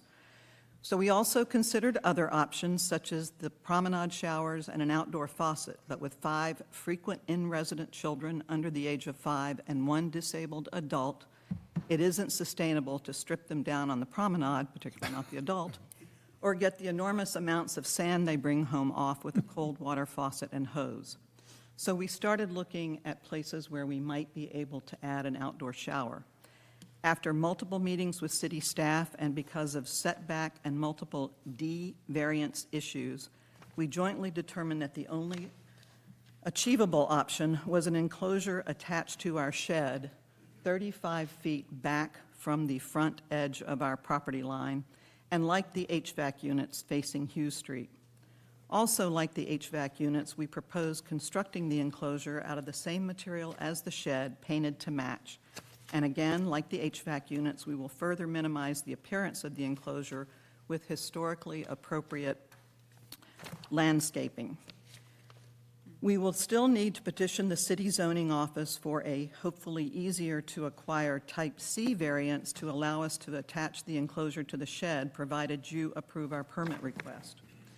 Because of the number of first floor windows, multiple exterior doors, a stoop, the gas meter, and narrow access clearances, there literally is no option to attach the enclosure to the house that meets historic construction and zoning requirements. I've done a lot of review, not as much as you all, but a lot of review over the last almost 4 years of the Secretary of the Interior guidelines, which allow for a minimally visible addition on a historic property to provide for modern use. But I realize there are many interpretations of and a lot of subjectivity around what those terms mean. I hope we have demonstrated over the past 3+ years that we are concerned about and committed to meeting, and at least 2 cases exceeding, the high standards of historic preservation in this jewel of a city, and that you will approve our request because we have demonstrated over and over that we will deliver an enclosure that fully respects the importance of historic preservation. Mr. Chairman, thank you again for allowing me the opportunity to speak to you. And we have had a discussion Yes, about, we have. about this. Your presentation was articulated clearly, but for the group, and to confirm my understanding, this shed, if we look at Hughes Street. Yes, sir. The shed that you're talking about, adding the shower, is in the back here. is that correct? No, let me make sure that I'm looking at the same thing you're looking at. It's actually shown on the plan that has the landscaping, is that right, Ms. Dent? Yes, it is. And the enclosure is, there's an existing shed back there. Right. And the shower enclosure will be built towards Hughes Street, Yes, right? on the front side. But there's a bunch of landscaping there Yeah, I see. in that backyard. Yeah. Here. And Well, it's roughly two-thirds of the way back along the lot. It's 35 feet from the front edge of the property line, and about 10 feet And- further away than the HVAC units. And the reason you didn't want to put it in the back of the shed was zoning issues? I did want to put it in the back of the shed, but there would be at least 3 and possibly 4 Type D zoning variances, and it would be, as I've been told, I'm not the expert on this, virtually impossible to get all of those variances cleared. There are health and safety issues with the tight pathways, as well as multiple setback issues. And the shower would also open to the shed, which then everyone believes I would use the shed as a accessory dwelling, which I would not, but it doesn't matter what I would do. So lots of issues with putting it in the back. Yeah, when we talked, though, one of the limitations to putting it in the back is you wouldn't be able to make the shower as large as you would like. No, the shower would still be, would follow the guidelines of 6 feet long by 4 feet deep by 6 feet high. It could be that size even if it were in the back. you would just require additional variance relief, I think- probably due to the distance between the buildings, because it's closer. The house and the building and the setbacks. No, even if we made a smaller shed, it still would require type D variances. I mean, I'm sorry, a smaller shower. So on this application, you've checked that the application requires zoning board approval, and you'd be going there. And then you also need to check conceptual approval, because that's what you're here for. Okay. If you have to go for zoning board For zoning, approval. So okay. this is an application for conceptual approval. Having a shower facing Hughes Street is a problem for me. And if you were willing to make the shower a little bit smaller and to put it in back of the shed and go for the variance, that seems to be the most preferable. I mean, Hughes Street, one of the Is it the case that the shed and the new shower stall that's proposed will look virtually identical? They will look identical, and there will be screening for, So what we're really looking at is a rebuilding of, is the addition onto a shed of something that looks like a shed, but it's really a shower stall in the same materials, covered by vegetation, 2/3 of the way down the lot. and when I met, I took your guidance, Mr. Chairman, and when I met with the city staff, the only way we could get to a type C variance in the backyard would be a 3-foot by 3-foot shower. And that then would not get to a type C between the shed and the house. That's where the big limitation is, because there's only about, right now, 24 inches between those structures. Can I ask a quick question? Just looking at the scale of where Hughes Street is and to where the start of this structure would be, am I looking at it, it'll be about 35 feet? Does that seem pretty accurate? That is what I measured, so Yeah. open to my error, but I measured 35 feet. Okay. From our front property line to the shed. To the shed. And with landscaping in between. Yep. There's trees, bushes, and things like that. Yes. I'd like to state my personal opinion here.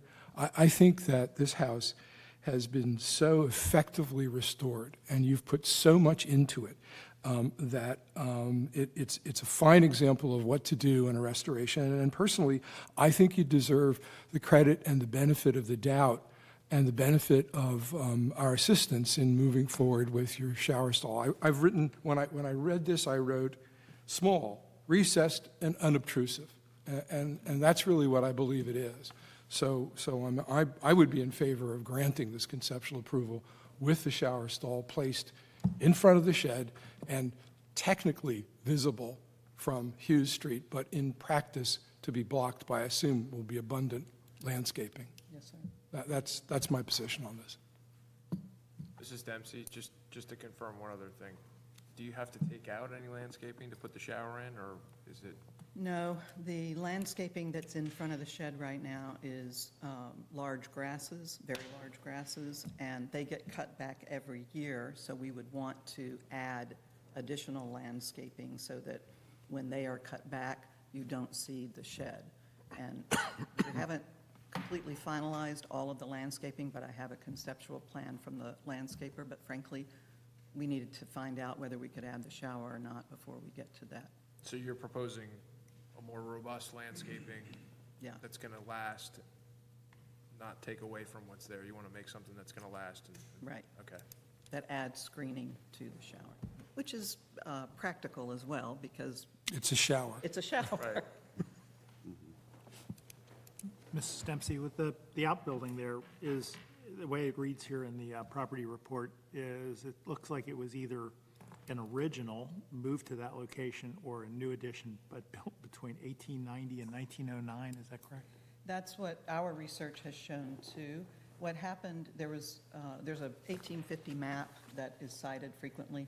There was a structure on our lot in 1850, and the city believes that our house was built in 1850. I don't believe that's correct according to a lot of the record research that we did. I think the house wasn't built until 1860 to 1865, but that structure keeps moving. It became part of the house in the 1890s, and then a new structure, a new shed, as it were, was built. That became part of the house in the approximately 1930s because it's Depression-era construction, once we removed the siding. And so then I think the shed that exists today was built sometime after the 1930s. But the shed is not a contributing structure. It's not original. But it's in the period of significance, right? It predates the period of significance we're in, so it still is a contributing structure. Am I interpreting that right? No, the period of significance changed from 1940 to 1948. This would be prior to that. And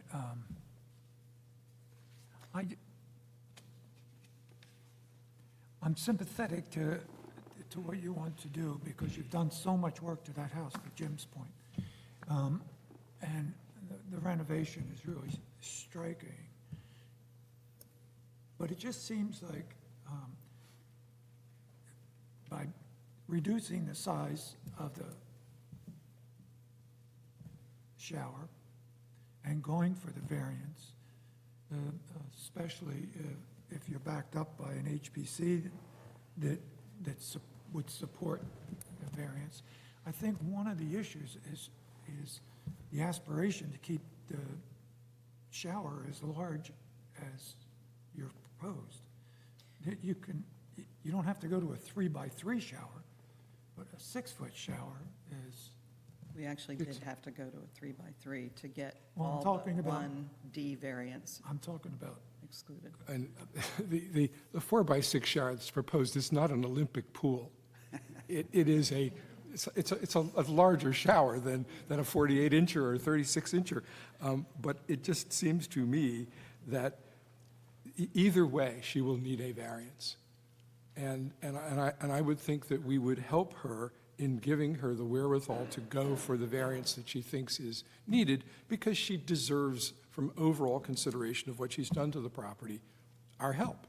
And I would do that by granting. I agree with everything you said, except those of us that have done a lot of historically appropriate and accurate renovation doesn't mean then that we get a free pass. Well, I don't on say it's a something pass. else. I say it's weight in the consideration of this particular addition.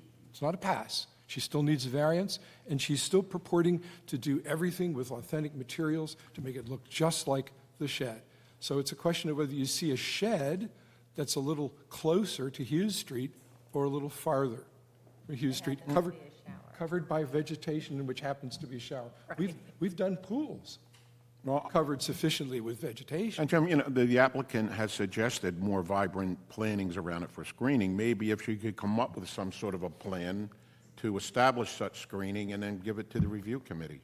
Well, again, this is just conceptual. She needs to go to, anyway. Certainly do that. I've said my piece.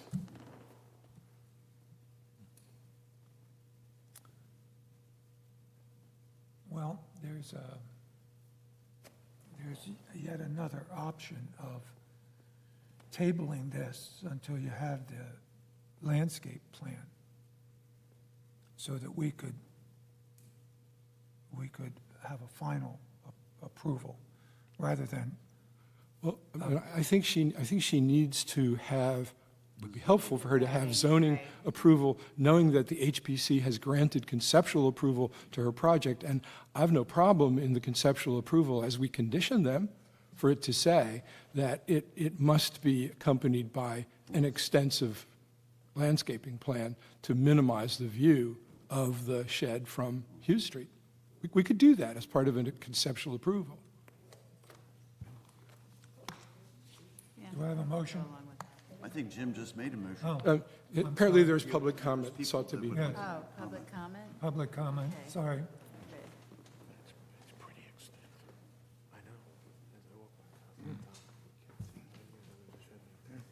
Hi, I'm Beth Acker from 637 Hughes Street, and I want to commend the Dempseys on all the work they've done and their willingness to stick to every standard. Oh, I mean, give them a lot of credit, a lot of patience. If you come, I hope that every single person on this committee comes and stands to see exactly what it is they want to do. Stand there and look at that garden that they have and just picture the shed extended, looking exactly as the shed is now. And as you stand there, kindly look to your left and tell me how this is not an increase and That's a it's different- not an addition to the landscape. It's a different The issue. streetscape. What's to the I'm left just is a making a different- statement. What's to the making a left is statement. different and not appropriate. But their landscaping is outstanding, and it simply improves the streetscape. It's beautiful. That's it. Thank you. Thank you, Beth. I'm sorry, could you spell your last name, Bev?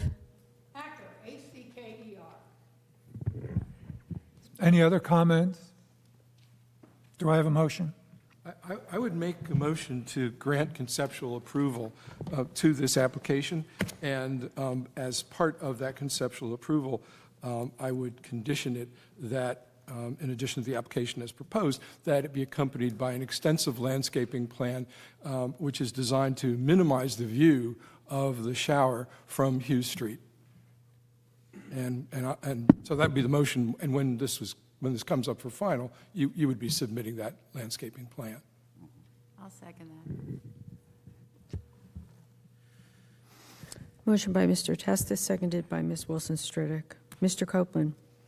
I continue to have a problem with this. I think the building is historically accurate and beautiful. I think a shower facing Hughes Street is not appropriate. No. Yes. Mr. Stevenson? Yes. Mr. Testa? Yes. Ms. Wilson-Stridick? Yes. Mr. Hammerin? No. Thank you. So we have, 4-2. It carries. It carries. it carries, so, Thank you all. I Thank appreciate you. very much your consideration. thank you. You're very welcome. Keep up the good work, as they say. Painful. Okay, finally, back to GC Ventures LLC, 314 Claghorn Place. Block 1031, lot 6364, not rated. Hello. Hello. We kept your seats warm. You did. You did. Actually, I'd like that speaker. She's so eloquent. I want to follow that act. So we had submitted a review for our CO. We're trying to bring this baby to birth that we've built at 314 Claghorn. And Mr. Britton came out for the CO and had identified a few areas that he was concerned with and recommended that we come to the HPC for your approval. I'm sorry, can you just give me your names, both of your names? Paul Grenna, G-R. Would you speak into the mic? Yeah, My mouth. please. Grenna, G-R-E-N-A, and Neil Clancy, C-L-A-N-C-Y, and that is the G and the C. Sorry, yeah, just because it was a, No worries. thanks. Anywho, so we had submitted the review, and then were asked to come for an in-person, so hence we are here. A brief background of the property. It's been going on since 8/10/21. We purchased the property. We met Mr. Copeland during COVID days of Zoom, and were asked to do a modern interpretation of a classic Cape May style. We chose a bungalow style with a craftsman bent to it. We were recommended to put a dormer in the upper portion of the roof line, which we did. We, on our own, decided that though approved, the ledge stone cast stone wall, which eventually has gone away from your standards, which was approved, we changed on our own to brick, thinking that would be a more attractive option. The point is that we have tried very hard to comply with everything that might fit in HPC. We live in a historic home in our hometown, so we're very sensitive to these things. On our application, we have a wooden fence on a retaining wall, and then we have a pool enclosure fence. Our in question from Mr. Britton, number one, was we could do the pool enclosure. So the pool enclosure, we use a black aluminum fence that is a match to our railings, which were approved by HPC. And the enclosure is a contiguous run from our handrail down to what would be our backyard. We went around the neighborhood to look at other homes in the area to ensure that this was something that was present, and in fact it was. At the time, remember, we were still dealing with 2002 guidelines, and since then we've seen other fences of this material approved, so we felt very comfortable with that choice. And I will interrupt, I'm sorry, but at the time, we had to make the choice for the construction to continue without interruption. And this is not an excuse. My mother was ill, she passed away. 2 weeks later, he had open heart surgery. So I had to make decisions over the phone and it was a very tenuous time.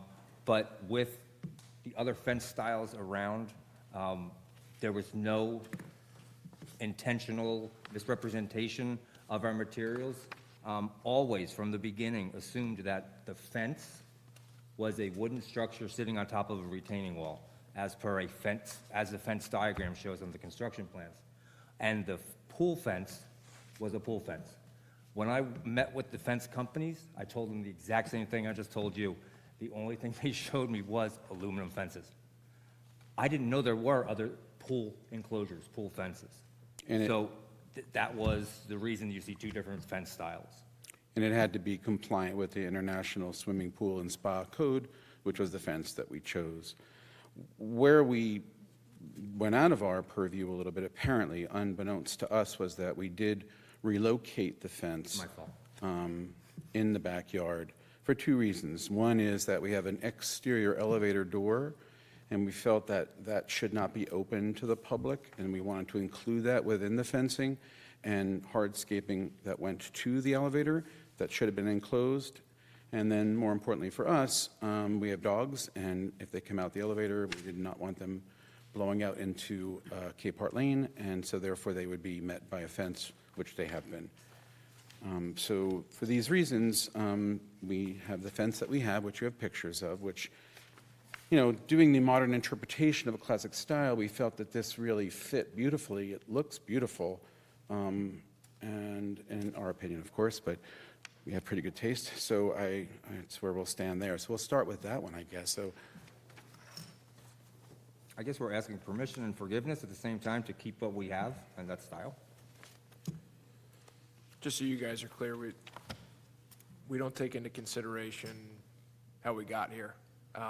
and appreciate the context, but so you know, we just review whether it's appropriate or not. Sure. Do the enforcement side. We'll leave that to guys like Bruce. So, you know, is the material that's there that you're proposing, is that appropriate? That's the question for this board. Well, I agree with you, other than when the approved plans were submitted, there was no material listed. We didn't have a dictum that said it had to be wood or it had to be whatever. We still have standards that applied at the time for the materials the type of materials that could. Correct. And that's what they're going to be reviewing. I'm just pointing out to you guys. No, We're no, not and going to we're hold it aware of against that. you. No, out. nor do I expect a problem, but in the 2002 guidelines, there are pictures of appropriate fences and inappropriate fences, and on the appropriate side, there are metal fences, and so that's all. We didn't go too far out. Comments? I'm just a little bit confused. Are we just here for a pool fence? So there's three things he mentioned. Do you want us to do all three and then? Yes. Well, Okay. the aluminum fence being installed was one. Yeah, that part I got clearly. And the fence location was two. The location of the aluminum fence. So that's all that was the aluminum fence. The third thing was the wooden fence that sits on the retaining wall, the height of that fence, which we are going through with zoning. We didn't understand, you want to take this one? Yeah, one of our friends recommended, since we're here anyway, you already approved the cedar, you already approved the brick, but the ratio would change because our mason built our wall too low, and so we had to compensate for the 6 foot that were allowed by adjusting the wood. I'm sorry, are you saying that this application also needs to go to zoning? For, Well, we'd be doing a variance for, well, we're getting final zoning of our final CO after this, the zoning. It's very hard to tell with Bruce which hat he's wearing. Zoning is for the wooden fence. Maybe it's just the hour. You've marked this as a final application. For the HPC piece of it. Well, it can't be if you still have zoning action to take place.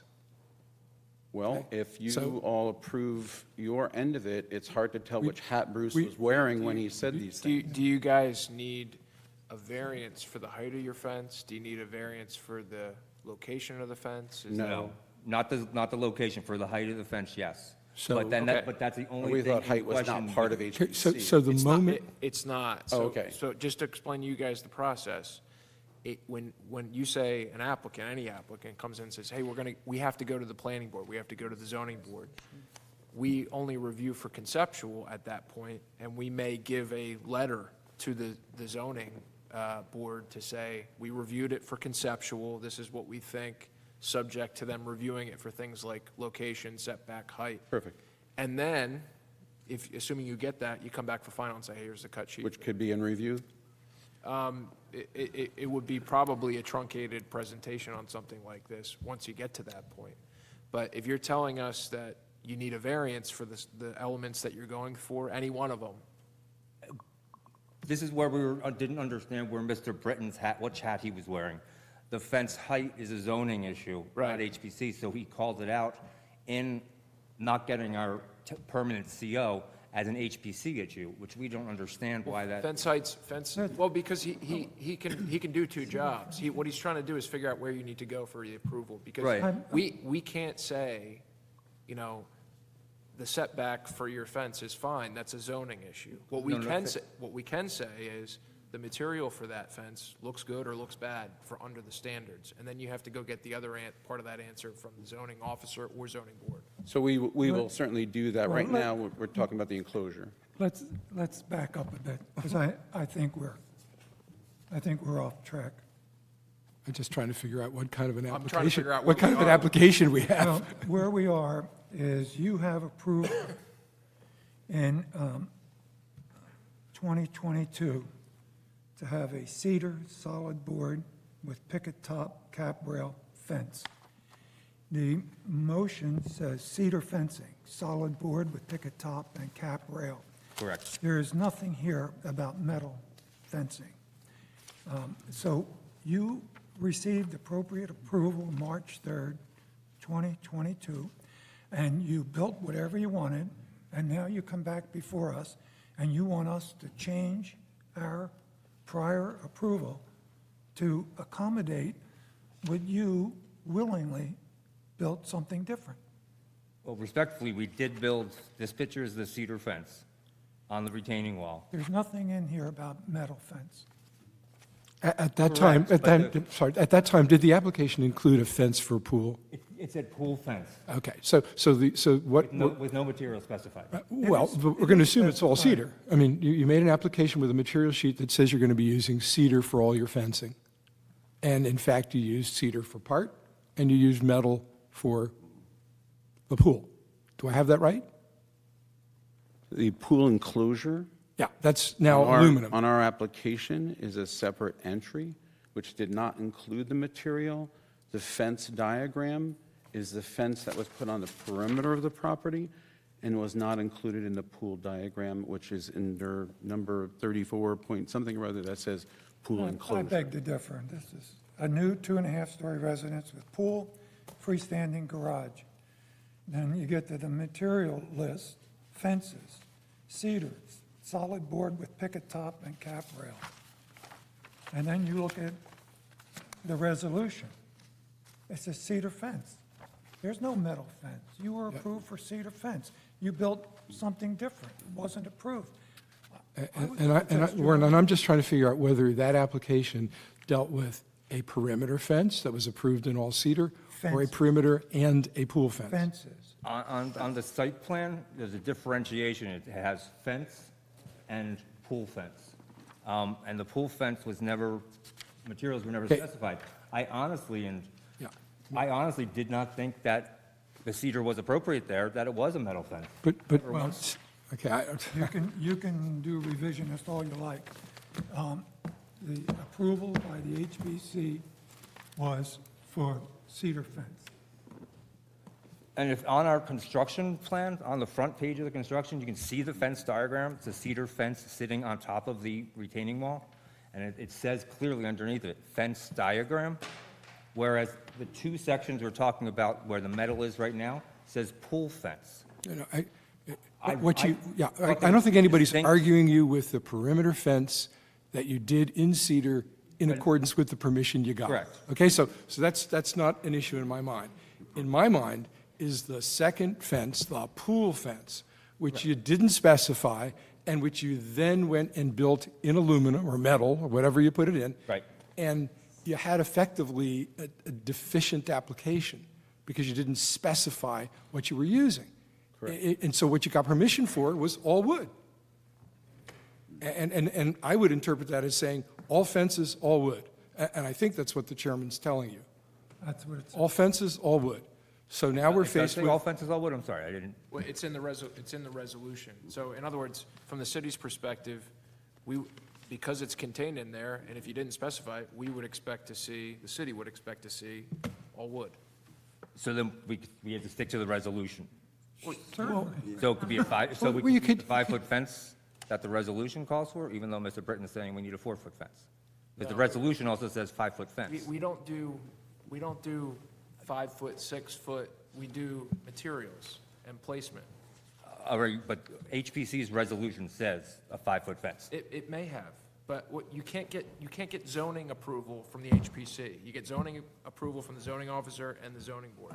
Can I make a suggestion? I don't understand. Go get whatever zoning approvals you need, and if you wish to come back and ask us to modify our resolution by putting an aluminum fence, try that.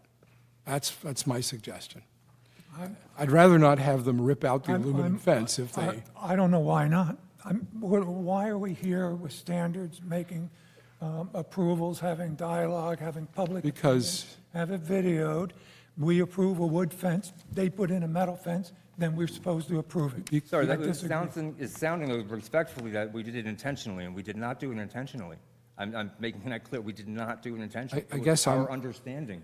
I just- From the diagram, I'm really offended. Not excusing your behavior, which is really irregular for the way you did this. And I understand you had personal circumstances that were perhaps clouding your judgment, but this is an irregular way to proceed, and I for one, would think of this as being able to weigh this as if you came to us with a request to do a metal fence for the pool. I know it's different than what we approved. I disagree. I understand. Why- We disagree. no, We're not- Wait a minute. Yep. If we had approved a two-story house and they built a three-story house, then we're supposed to approve it? No, Warren, I don't think so. I think that a fence is a minor thing compared to a house. And if the pool material for the fence is appropriate, and they came to us like that originally, were we to approve it, I think we might approve it now. I understand that there's a transgression here. I apologize for it. Well, I know, but that doesn't mean that that means that anybody else can try and pull the same thing. Okay, all right. And it has happened, and there are cases where people are fined. There are cases where people have to pull down their original materials because they built their skyscrapers too tall. But the fact is, you have a non-compliance here with what your permission was. Discriminatory. Well, the metal fence that you have used is very different than any metal fence that we've ever approved in the downtown. You know, if you look around at things historically, Our neighbor just had it. Our neighbor Tom, had I've the got like exact same 27 fence pictures I'm not going to approved bore for you their with, entire but perimeter back in March. it's Gino and Terry's fence next to us is the same Ever fence. be approved by this board? Our Conrad's, just 3 doors did. down, you just approved in March. Aluminum fence. Gino and Terry. The one on Windsor? The one on On Congress? Congress. We live at Plaghorn, Congress is here. We just did the Conrad's aluminum fence, Gino and Terry's fence is our fence. Let's not make No, I'm this just saying, more but we had confusing. precedent surrounding us. I also don't recall approving it. And so if you want us to go out like vigilantes and find that they did something wrong? Sure. Well, we can do this one of two ways. We can put this to a vote, in Yeah. which case it's going to Before we do lose. that, could we have at least as part of it a recommendation, because I'm gathering from the smell, at least from Warren, that you're not going to agree to this. So can we at least have some guidance on, we have this situation, it is completely in our backyard, it fits a modern interpretation of a classic Cape May style, it is identical railings to our railings that were approved by HPC, so you did approve metal already, which confused us, and ergo, putting a wood fence adjacent to that, I think would look terrible. And from the sight line, And from the sight line, you can't see it from the street, so we're talking about a completely backyard fence. So I'm very confused by why this is as big an issue as it obviously is. So I would need to know how to proceed, because I think once you see it and kind of get a feel for it, you'll understand that this is not perhaps as egregious or inappropriate as it might sound. Well, it's a new, non-contributing structure, right? Correct. Brand new. Yeah, okay, so it's brand new building, non-contributing. Correct. In the historic district. Correct. And I think Jim's suggestion of getting it straight with the zoning, and then come back with us for the materials, and if you want to stick with what you've put there, you can ask for that. We might come back and say, that was never our understanding that was going to be that, because we're looking at an application that said cedar wood fences. And we have in the past just had to make some people back off, take a product away. I mean, we've made people take up a whole false paving that was, not what they had in their. Thank you, and we've heard these stories. And the zoning's only concern is the height of the cedar fence. That's what he- Not worried about. I'm not the sure what removal. we're just really trying to buy you a little bit of time. Yeah. Sure. Okay, so you can do your zoning thing, and then come back and Zoning is not involved. I don't understand. just said it was. Which is why this is conceptual. It is Bruce Britton is looking at what is built and what was approved. Bruce Britton is the zoning officer, but he's also the compliance officer for us. All right, I get So this is not a zoning issue. I'm sorry, the reason that this is checked as final is that they didn't think, and I heard testimony here saying that they thought they needed zoning board approval. That's what I heard. For the cedar fence. For the cedar fence height. In the back, because it may exceed the height limit. And It's since, still Bruce Britton. Right? Same person. Because of the wall? Correct. Right. The wall was called for 2 feet, and it came out to be 1.5. And so I asked Mr. Britton, where do I need to cut the fence? he wouldn't tell me where to cut it. He said, you have to cut it down to 4 feet. That's what the plans call for. But then that gives us less than a 6-foot total screen, which is discriminatory. I said I would cut the fence to the 6-foot height total, and he refused to tell me where to cut it. So we realize you're not the height police, so Yeah. we're not going to torture you with that. We'll have him sort that out. But I will say that, and again, not sure what hat he was wearing, he did ask us to come here first. He was wearing a zoning hat, but he is also the compliance officer. Correct. And this organization is part of the zoning ordinance. So, I mean, you're trying to complicate something that's not complicated. You had approval to build a wood fence. You built a metal one. Fix it. Can I just ask for a clearance here? Now, did your plans call for the metal rail fence that we see on the house? Yes. Is The that- metal railings? Metal railings? Metal railings, railings they were on the approved. house. I can't remember everything that happened. It's exactly. on his, he Railings has it in were his approved. hand. On the resolution, it says metal Now- railing. Doesn't make any difference. But that doesn't mean that railing and the same material can be used for the fence around the property or around the pool. That's the total of the fence that we're talking about. It's only that picture. is all You're of- seeing the entire. in total. Yeah. But the pool fence, if you see the front page of the construction drawing, it says fence diagram. And the cedar fence only sits on a retaining wall. We understood it as that area, the pool fence, is a different entity. And when I went to the fence company and said, we need a cedar fence to go on the retaining wall, and we need a pool fence, I was shown metal fences. I wasn't shown anything else. Any fence that meets the requirements of guarding a pool is a pool fence, and it can be made out of wood as well as metal. Live and learn. Correct, and the Well, style, I think you can unfortunately- appreciate the aesthetic. I mean, you have mentioned the word Unfortunately- aesthetic tonight many times, and I think the aesthetic of that view is that is the aesthetically pleasing look. A wooden fence would feel a little prison-like, and it wouldn't match. I don't know how to make a wooden fence look modern there, and that's my real hesitancy, because I was trying very hard to do the modern interpretation. A wooden fence would look quite silly where it is, and I'll go on record as saying that. It will not look appropriate, it will be aesthetically unpleasing, and I would like anyone to come out and tell me otherwise when they see it. And Well, that's just because we and are then- not a May I contributing property. ask a question? Our standards Sure. are quite clear. The standard is clear. It's Horse District, it's a wood fence. You had a wood fence approved. You presented a wood fence to us. We approved it. So install it. I make a motion that we accept this application as presented. I'd like to ask a question, please, before we act on that. I just want to make sure I understand one thing from y'all.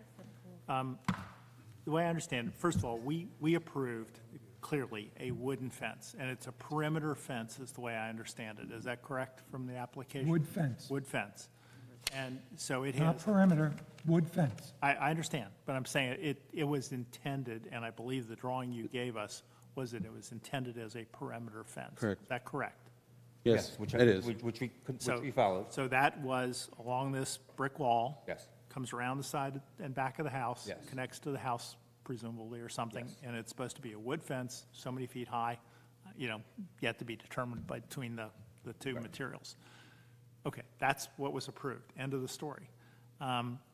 If you are now coming back and saying, well, yes, we can work with that perimeter fence with a wood fence all the way around, just like we submitted and you approved, with the exception of, we want to make a slight movement here so that we cover that elevator. We don't want the dog to come out and get outside the fence. I completely get that.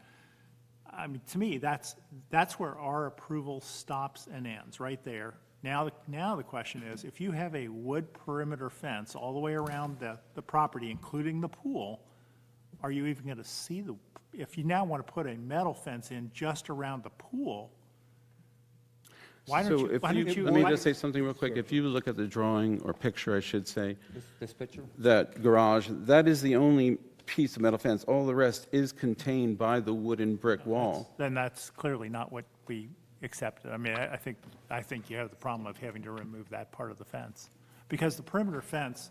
But we could perimeter also fence- add the wooden fence from here over, and you wouldn't see it from the street. That was, which we didn't put up because car door damage.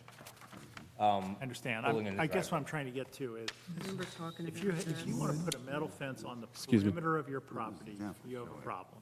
You clearly have a problem. Correct. We did not approve that. Correct. We kept it. If you want to put up a perimeter fence, and however you define that perimeter, I guess, in that previous application, then that's okay. You've got the approval for that. I mean, you got to get this height thing figured out, but by and large, you've got a perimeter fence that's, let's just say, 6 feet high. Okay? And no metal fence should be outside that perimeter. Correct. Correct. The perimeter, if you want to now put a metal fence inside the perimeter, just like around the pool kind of a thing, then that's screened by the perimeter wood fence. And I would suggest you just go to zoning if that's what you have to do, or come back here with a new application that says, we just want to put in this small metal fence around the pool. Could I just interrupt? Because we're going nowhere. Here's the application. It's a wood fence. Right. It's a wood fence. You look through this whole thing, it's a wood fence. What's the date This on is that? wood. Yeah. Wood. Wood. What I'm simply saying is any metal outside the perimeter fence is wrong. Correct. And none of it, Yeah. the metal is not outside the perimeter now. It's all contained in the footprint of the house going straight back to the property. I'm going to make this very simple from my standpoint, I'm sorry. Your house is in here, so. Yes. You're allowed to put up a wooden fence around the perimeter. That's Correct. what you asked for. And that's what's up. Okay, so now if that's up, Yes. right, and I don't care if, this chunks out if the wood fence goes Okay. this way, and you have a pool that sits here, and you just want to put a metal fence around that pool on the inside of your perimeter fence, which is wood, Correct. I guess I would ask you to come back and just say, we want to put up a second fence, because we've complied with the first piece. I think that's sort of where I was going. That's what we, That's not what's presented. That's what I'm trying to figure out. I mean, The pool is within the wood fence. There's the pool, here's the fence. right, it's just between the garage and the house that there needs to be an enclosure so no one can fall into the pool. And it should be wood. it should be wood. This picture? But that's not on the perimeter. That becomes your perimeter if No, that. the- I think a motion's been made. I don't know if I it's made been a seconded. mo- I don't know if it's been seconded, but I will second the motion. Yeah. Am I crazy? I'm not sure I think where we we're are on at this point, but I mean, I think anything that encloses this property is wood. It's just that simple, right?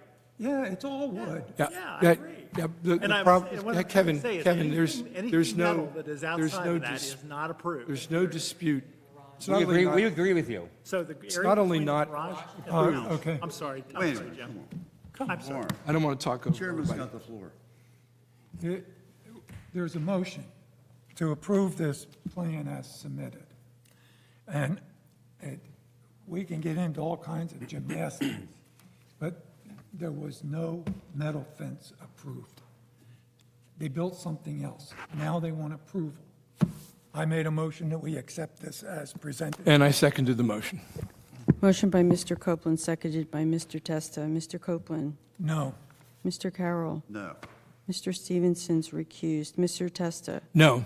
Ms. Wilson Stredick? No. Mr. Hammerin? No. Thank you. I'm clueless. What to do?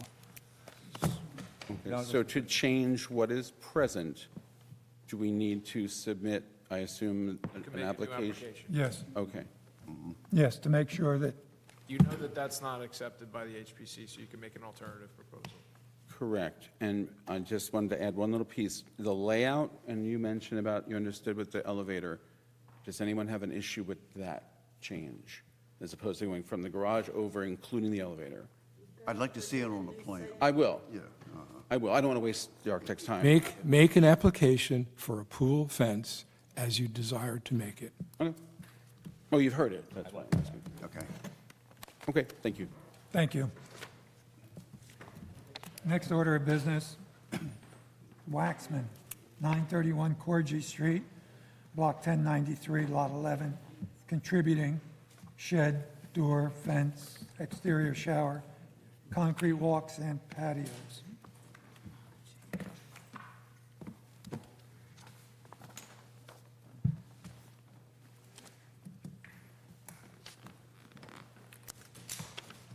This seems to be fence night. Gary Waxman, co-owner, 931 Corgi. Welcome to the warm and fuzzy HPC. Gets warmer by the night, by the minute. And it's fence night tonight. It's definitely. Okay, take it away. All right, we were here on September 16th, and we were asked to bring back some cut sheets or specifications for materials that we had not presented then. My wife Miriam, I believe you went to a review meeting and presented those materials a couple weeks ago. So as far as I remember, we were asked to put horizontal wood siding on our shed, and we have since submitted the cut sheet or the specs for that, for cedar, which would match both the material and the pattern on our house, which is contributing.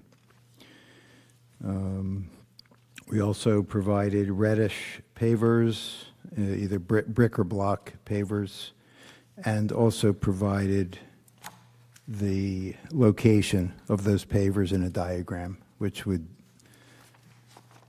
be in the front of the house, from the sidewalk leading up to the front steps, and also at the end of the driveway leading to the rear of the property where there is a cottage, and behind the house, adjacent to our wooden deck.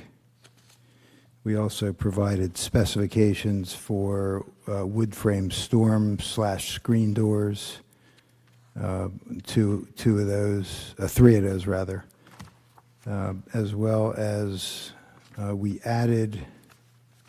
believe we added front door specifications as well, which will be wood.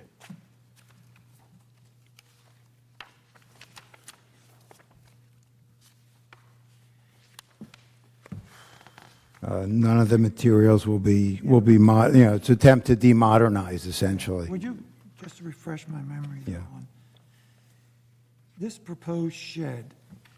Wasn't there a zoning issue? Or something? We have a zoning issue. It was, the old shed was torn down because of rot and mold. We built the shed of wood in the exact same spot. We have a zoning issue because of the size and shape of the lot and the fact that there's a cottage in the back. It's nearly impossible to build that or locate that anywhere on the property according to current code. That's our Did understanding. an officer indicate that you need to go to the zoning board for relief to rebuild the shed? We recently received a denial from Bruce. Okay. So I believe we'd have to apply for a variance on that. And have you applied, are you in the process of doing that? Not yet. We just received the denial. I need to speak to him because it was very nonspecific as to the reasons. So I wanted to get a little bit of information so that we can figure out what our options might be. So, I mean, this isn't the zoning board, but Correct. you probably have a setback issue there, but you just need to talk to Bruce about that. But for our purposes, the best that we could do tonight is a conceptual approval, because it sounds like you need to go to the zoning. That would be fine. We obviously can't start with the hammer and nails until we get the zoning approval. So just check the two things that were missing, called conceptual and application requires zoning board approval.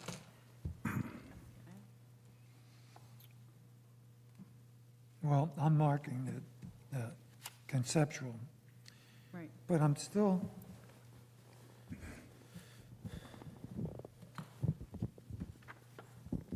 you've already removed the shed.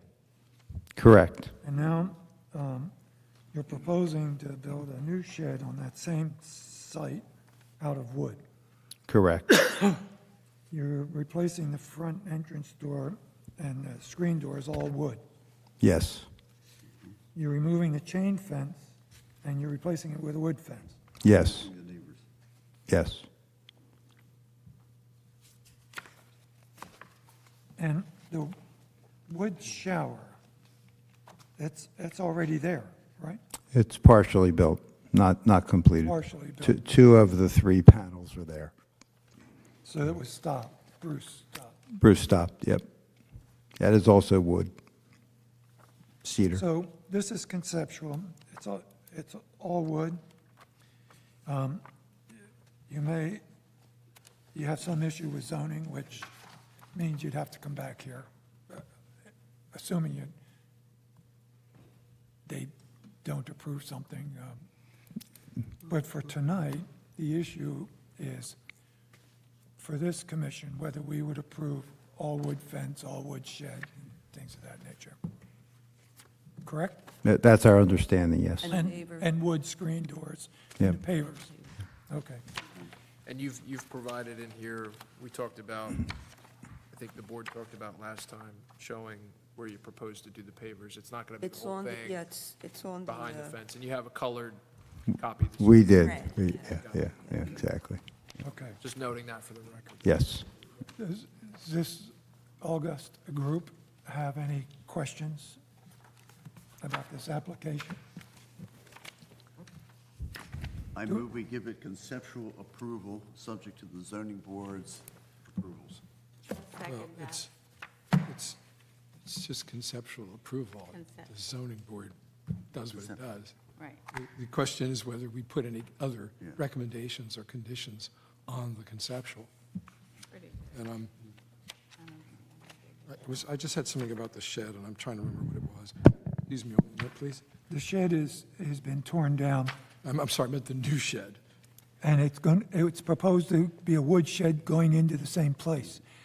But Bruce is taking exception to that, and so they need a variance. I understand that part. Siding, too. What, and I'm Well, saying to, the siding discussion was when we assumed that the old shed was still there and siding it so that it would be.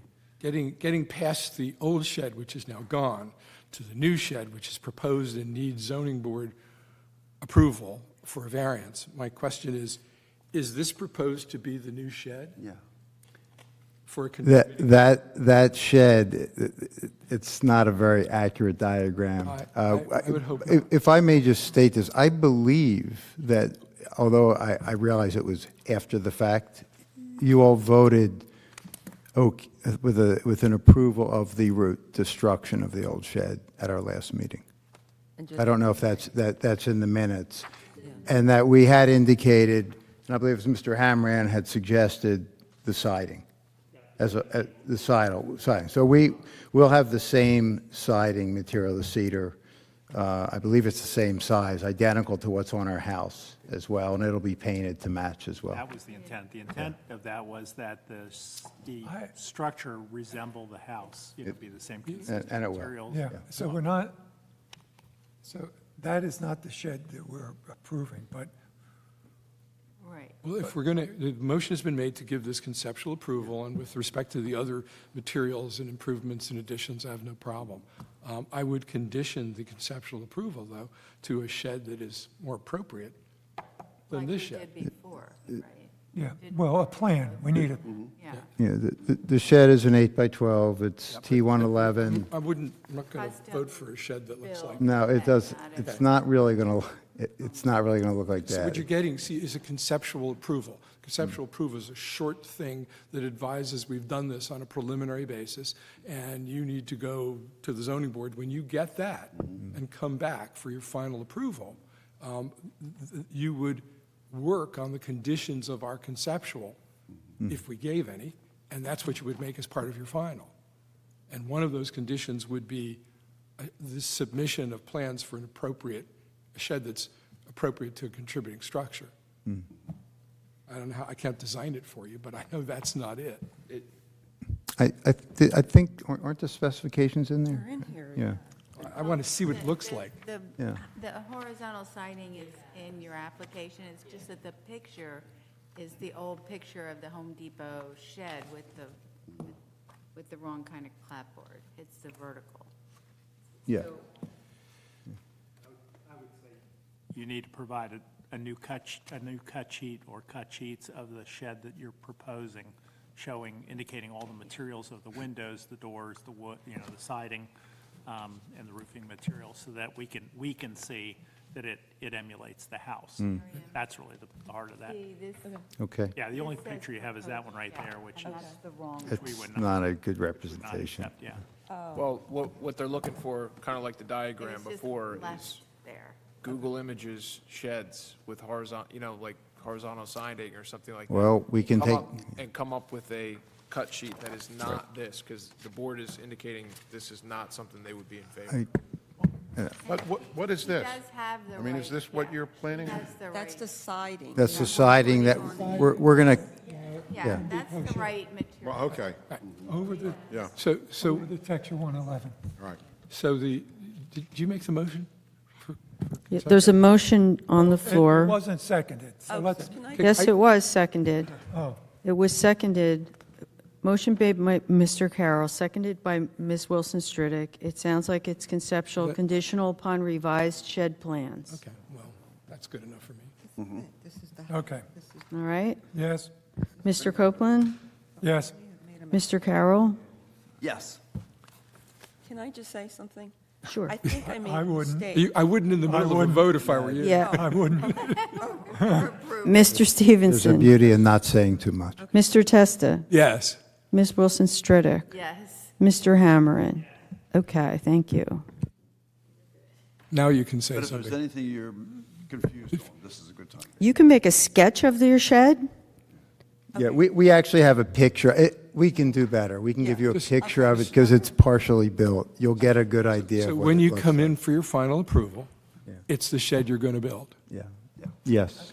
Okay, so are we good with the pavers and the fence and the height and all that? Yep, Yeah, It's time to go home. Is that it? yeah. but you're not good with the shed yet. Yeah. Okay. I would say you're batting about 800. This so- all lies with zoning, really. Okay. Yeah, thank you. Okay. Okay. Next order of business is Hammerman, 1010 Washington Street, I've heard of that guy. Block 1110, Lot 3. This is a contributing property. Porch post, railings, and trim.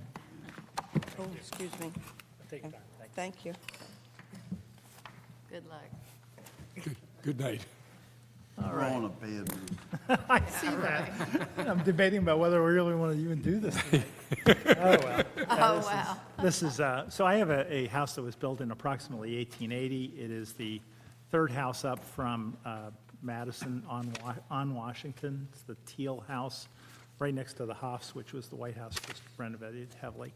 Our house has been, we've done a lot of work actually on the exterior, restoring it back to the original 1880 conditions. To the best of our knowledge, the porch is original. And the reason we've come to that is we've seen pictures dating back into the 40s that show it exactly as it is now. And we had our contractor take apart a couple of the columns just to see what was the underlying material. And some of them have been repaired, but the original material still is in there. So we're pretty convinced it's 1880s. And what we simply have is we've got some dry rot in the spindles, the posts on the porch. As I said, some have been repaired already, but they are essentially a 4x4 upright that's then clad in wood around it and with some trim on it and things like that. The mahogany floor actually is fine. The underlie on the floor is fine. The roof appears to be fine. So it's really just the posts and the spindles that we're focusing on at this point. So the heart of this is to replace the spindles and repair or replace the posts as needed, including the trim around the posts. We intend to use all wood material. We intend to use periods appropriate material. We will replace the spindles as close to as is as we can get them.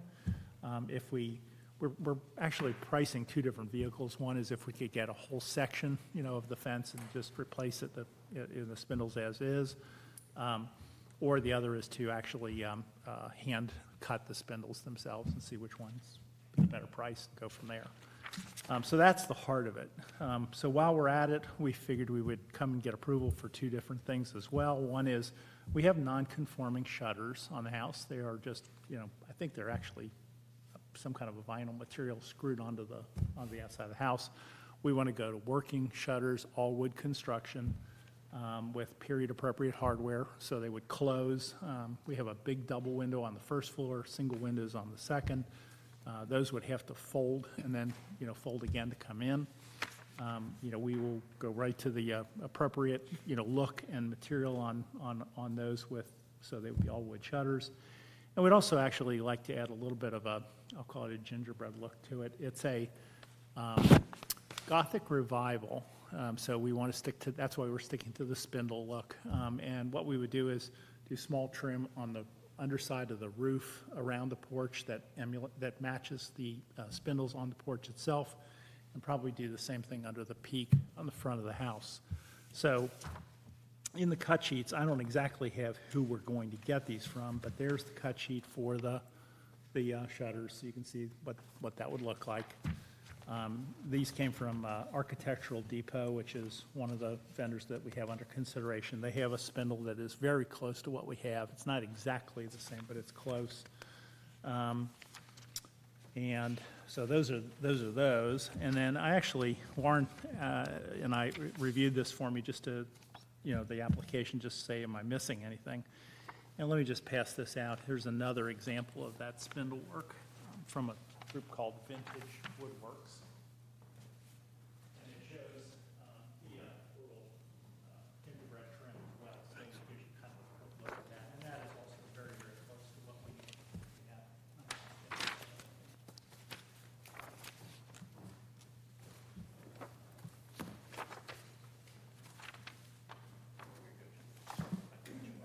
All right, thank you. Right, so this is Exhibit A.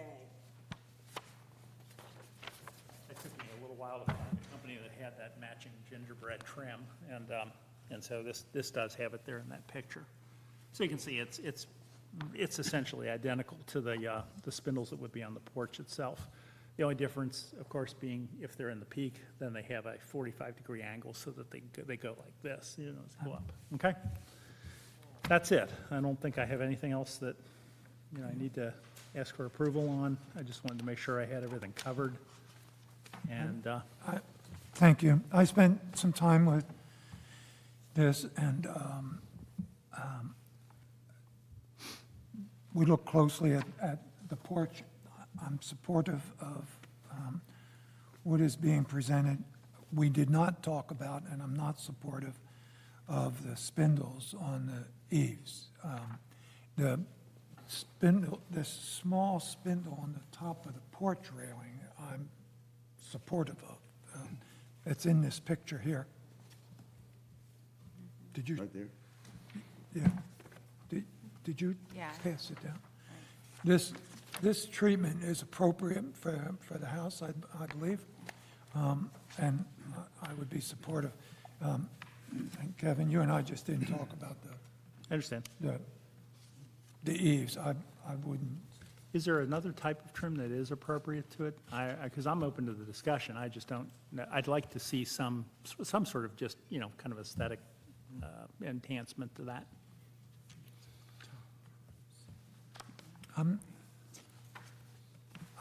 Can I make a suggestion? If I can, there's two houses on Jackson Street that have that type of a spindle across the top, and it's horizontal, not in any kind of a curvature system. And that was in the kind of stick-style construction period. One of them is right on the corner of Decatur and Carpenter's Lane with the belly porch coming out. And the other one is right across the street from the Virginia on 2 stories. And they have, the spindles at the top are about half the size of the spindles at the bottom. I think the spindles at the top would look higher than what you're seeing in comparison. I hope these spindles are going to look a whole lot heavier than what I'm seeing down here. Some of the newer ones we have are very spindles, delicate. Literally look like a toothpick that got put through the lathe. Yeah. Yeah, so. And those- Yeah, So once they start Kevin, delicate, really. this picture of your next-door neighbor's house, Right, that's our next door neighbor. your next-door neighbor's house is quite similar to yours. I would argue that the posts on his house are also quite similar to yours. It looks like he added some kind of architectural embellishments on his own. However, I think that supports the evidence that your porch may have also had some kind of embellishment above this Yeah, it may have. feature on your posts. So I would look around town, because this is a pretty standard Gothic Revival house. You've got the twin windows in the gable. Are matching. So if you can find one that you think has the original, that would be good. It would be good to have a model from somewhere else in town. And Tom has made a good suggestion, but I think the house next door shows evidence of more embellishment than your porch. It does. That's It's correct. I mean, frequently taken off because people didn't want to paint. Or sand. Especially That- spindles. I think he painted that house maybe 3 years ago or 2 years ago, and that was on there at the time. So I can't speak to that, but. No, I've never seen anything like that, but. Peak was added, though, I believe. And again, the spindled top on the porch makes sense to me, and it would emulate the spindles on the porch itself, and they would just be smaller, you know. They are, I will say, for the record, they are delicate spindles, they really are. But I hear that. I'd like to make them as large as I can make them, obviously, so they're solid and not going to get damaged in any way. The spindles versus the other gingerbread, the spindle period was a little bit later. Kind of came into that Queen Anne period in the 1880s and 90s. Yeah. All those periods hit here a little bit later than they did in other areas, but that's when you'll really see that. I see. Yeah, the houses on the block are actually almost of the same vintage because Recompense hand owned that area, and he divided the land up between his children. Ours is Sayers, which we think is an individual married into the family. The White House, the Hoffs, was Pettibone. Everything else was a hand house. Given that Kevin is a member of the HPC, and we look for something that could be approved in review normally, something like this, I think. But because he's a member, I think it's appropriate to come before the full board and in public. So there's no hint of Completely agree with that. favoritism or something. If we could approve the conceptual idea and then have the details thrashed out in a review. It sounds to me like there will have to be a final submission because all this stuff isn't worked out. But I don't see any problem in granting it final review with submission as a condition to the review committee of what turned ultimately to be the right spindles and the right size. So I would make a motion to grant this application final review, but the review would be conditioned on submission to the review committee of the materials, of the spindle designs that we've been talking about. Yeah, I think we can emulate the position pretty closely. So. And of course, I'll be wood. And of course, you'll have to not be part of the review committee reviewing your own spindles. That's my motion. I'll second it. Motion by Mr. Testa, seconded by Mr. Carroll. Mr. Copeland? Yes. Mr. Carroll? Yes. Mr. Stevenson? Yes. Mr. Testa? Yes. Ms. Wilson-Stridick? Yep. Thank you. Thank you. Open to the public? I think they were here largely, except for one member. There's a discussion about wrap signage. I had a conversation with Jody at the MAC, and they've been campaigning, the MAC has been campaigning to have that large electric box near the trolley stop painted. It's continually scratched. It's not very pleasant looking. And it's a city-owned. he evidently met with somebody from the city who said, yeah, I'll do something.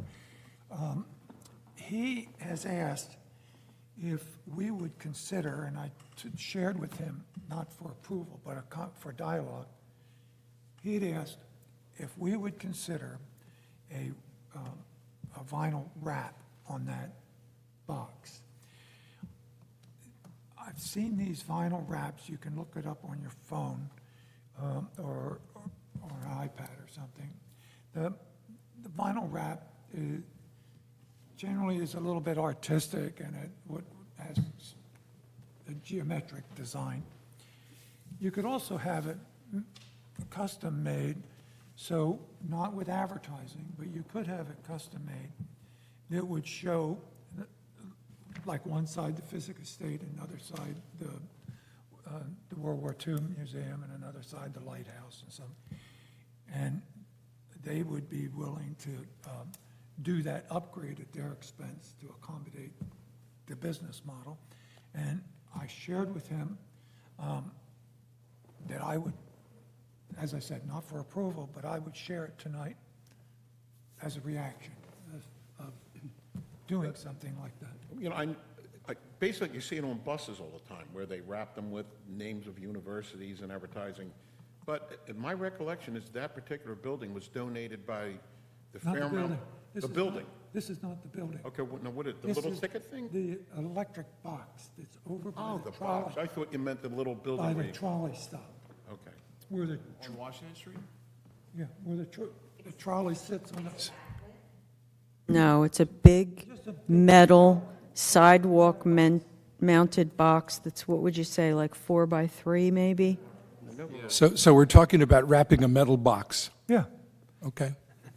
just to make it a little bit more attractive and more pleasing. And we're doing this under the streetscape view, or would be doing it.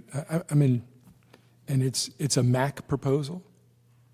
A city? Well, before they go to all the trouble of just a minute. Before they go to all the trouble of figuring it out and ordering or getting costs and all that, the question is, what would the HPC reaction be? How big is this thing, Mark? It's this, right? This box right here on the corner, Yeah.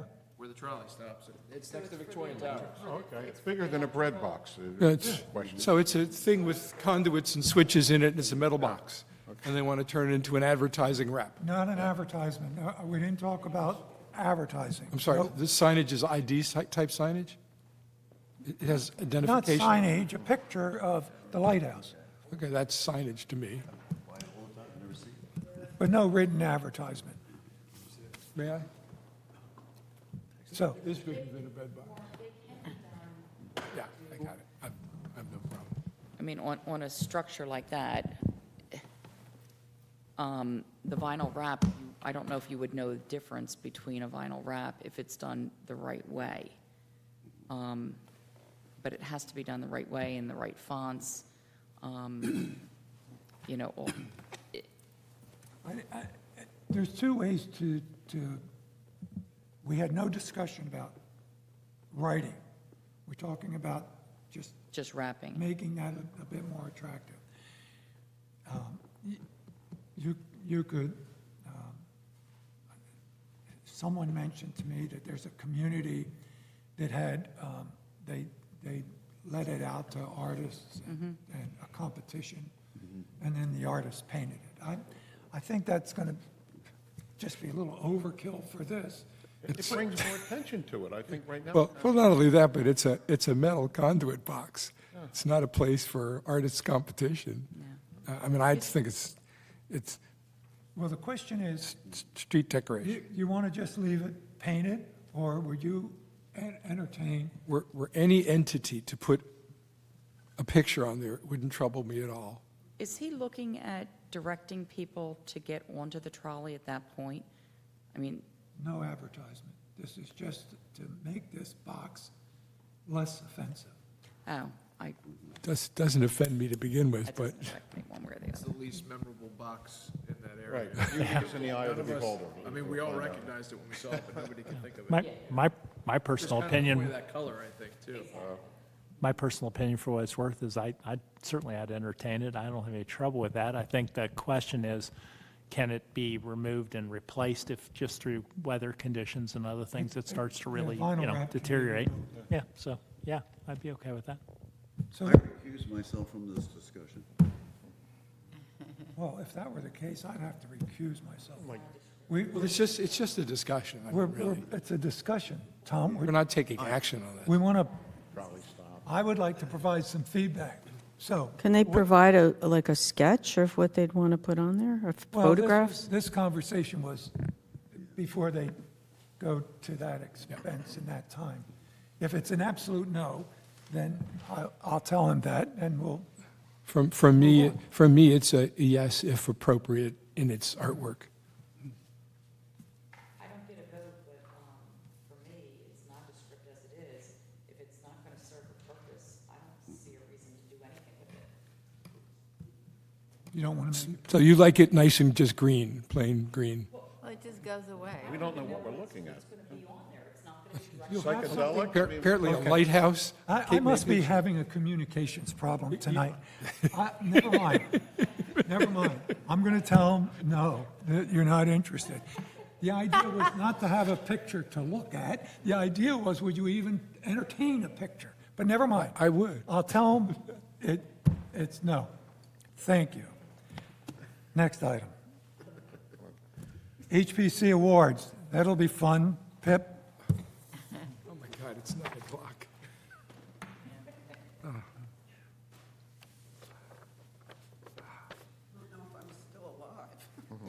Join the rest of us. Yeah, how do you? Okay, so I think everybody's been pretty familiar with this, that we met like a couple months ago and tried to think about what a historic preservation award program would be. And so we came up with some stuff, and today what I would really like to do, what we would all like to have you do, is to give us just some guidance about what your opinion is of various sorts of things. So I've sent this out in email, so I'm sure everybody's pretty familiar with it. But one of the things was, does anybody have any ideas, or would they like to add anything to the award categories? And the award categories that we had proposed, we reviewed like, I don't know, probably 15 or 20 different historic preservation award programs. So the typical awards are that they would have some awards to do with buildings and structures, and some awards that would go, like one award that would go to a person or an organization or something like that who had really contributed to historic preservation. So that's one award. Then Pip, can I interrupt, because it's late, but did you receive my memo? Yes.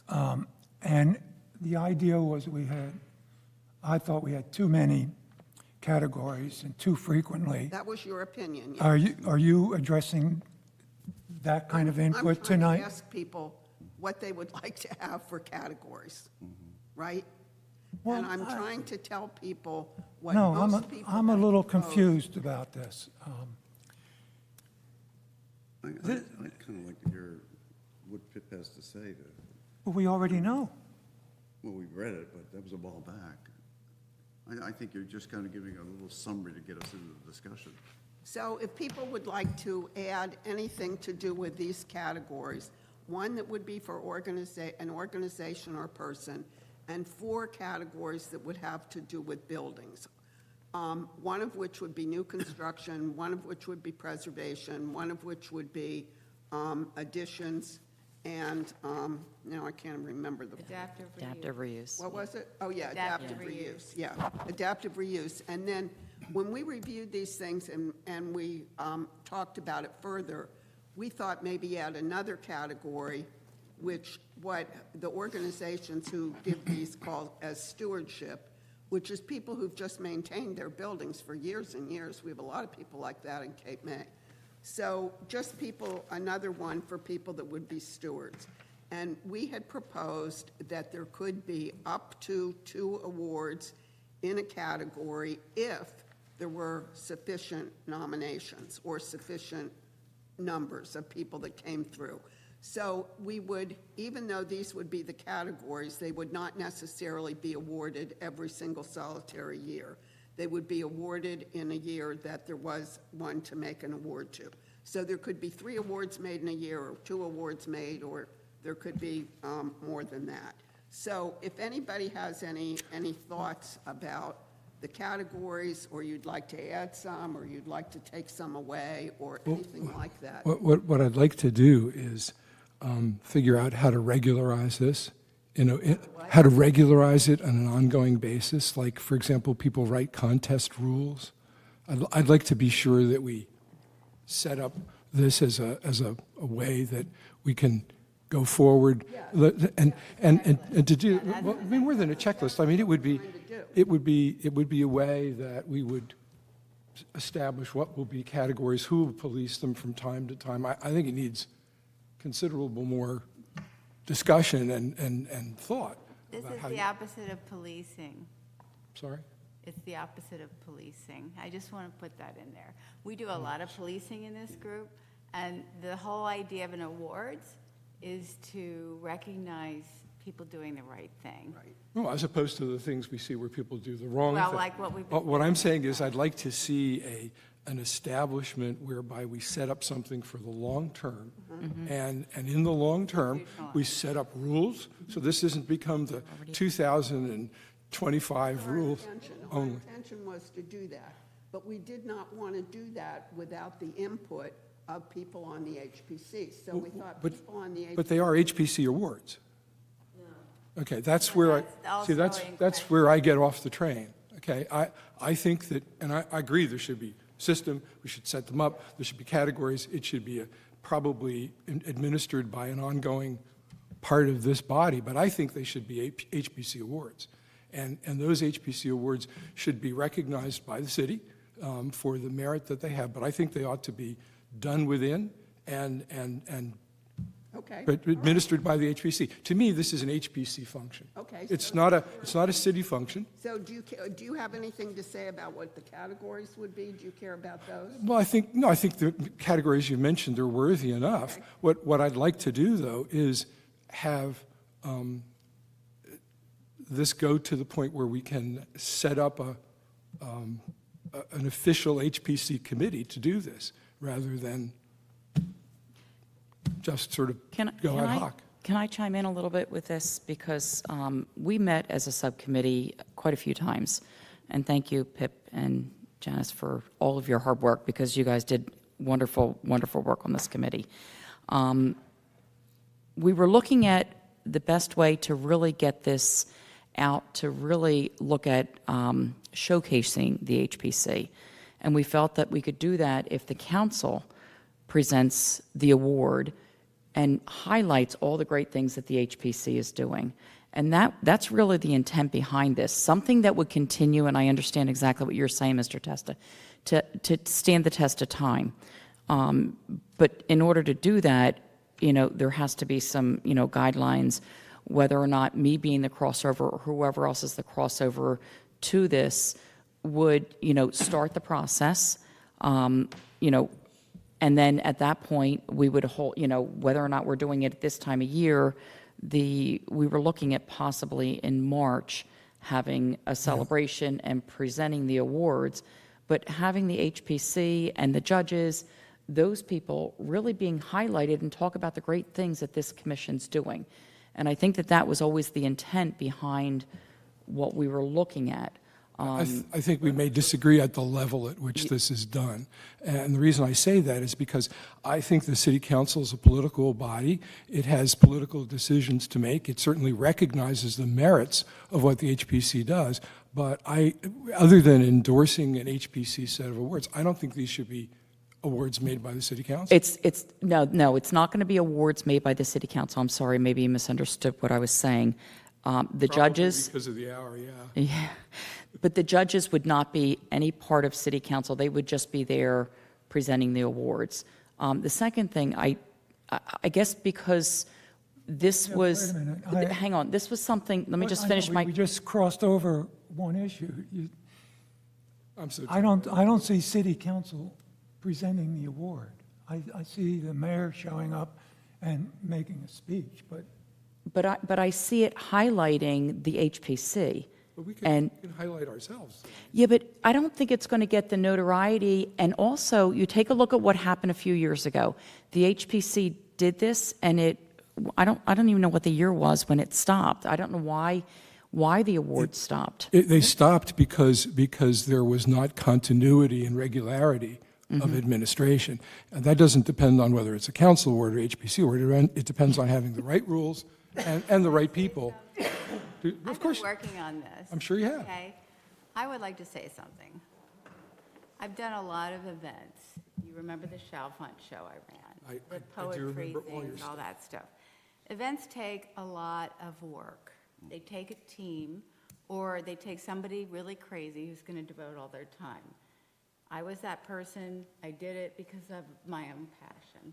I have a feeling that the earlier HPC awards were done in the same way, because frankly, when you're on the HPC, you're making a commitment every month to read these applications, to take them very seriously, to be sometimes the brunt of your neighbors, and then to add on a new project that a member of the HPC is going to run every year that's very complicated. I mean, this is a pretty complicated project.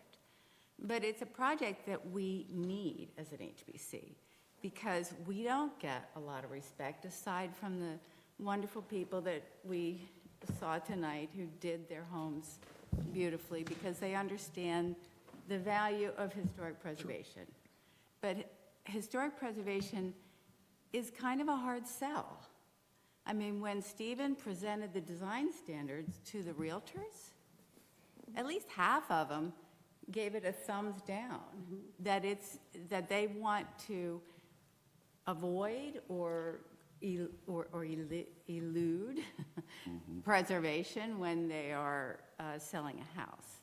So by having this institutionalized as a government function with the staff of government, with a budget, and having outside experts look at what we as a Preservation Commission have said, here are the examples that we think are great. These are our design guidelines fleshed out in Yeah, real sure. projects. No, And to have people from outside of Cape May look at them and make the awards as a city function is not a political job. No, I'm not saying it is political. I'm saying it has political aspects coming from a city council. What I'm saying is the HPC is the government as much as any other land use board is the government. I don't think so. Well, it is. I mean, it's written into the law. We're an advisory board. Absolutely not. We make binding legal decisions. But Jim, we've all. It's totally untrue. We've all decided that there's a disconnect, and I'm sure Lorraine will agree, between the boards and the city. And this is a way to sort of connect HPC with We council. I'm sorry, there may be disconnects and they may happen from time to time, but we have an advisor on council which brings our matters to council. We have some liaison role with the city as it is. I don't think, in fact, I think the conditions for disconnect have been improving between us and the city. I don't think that goes to the basic issue here. The issue really is, are awards a worthwhile thing to do? And the answer is yes, they are. And in my mind, the issue is who should weigh the merits of those things and how shall they be given? And in my view, that is an HPC function. The HPC can capably do that. And that doesn't mean, Janice, for example, there can't be experts on the outside brought in. It can't mean that the HPC can't consult with people, but I believe it's an HPC program. It ought to be an HPC program. We ought to set it up. We ought to put the right rules in place and do it. And that means having dedicated people inside the HPC who will serve. Recognize this is probably going to be a very active committee, and needs active participation by at least 2, possibly 3 HPC members as we go forward. I mean, that's my view. of how this But goes. I'm like, again, it's, they're going to, the people who are going to be reviewing it are going to be like historic experts, but not from Cape May, or? The first level of review would be the HPC. And, well, the first level of review is looking at everything and making sure that the projects comply, they're complete, and they're eligible.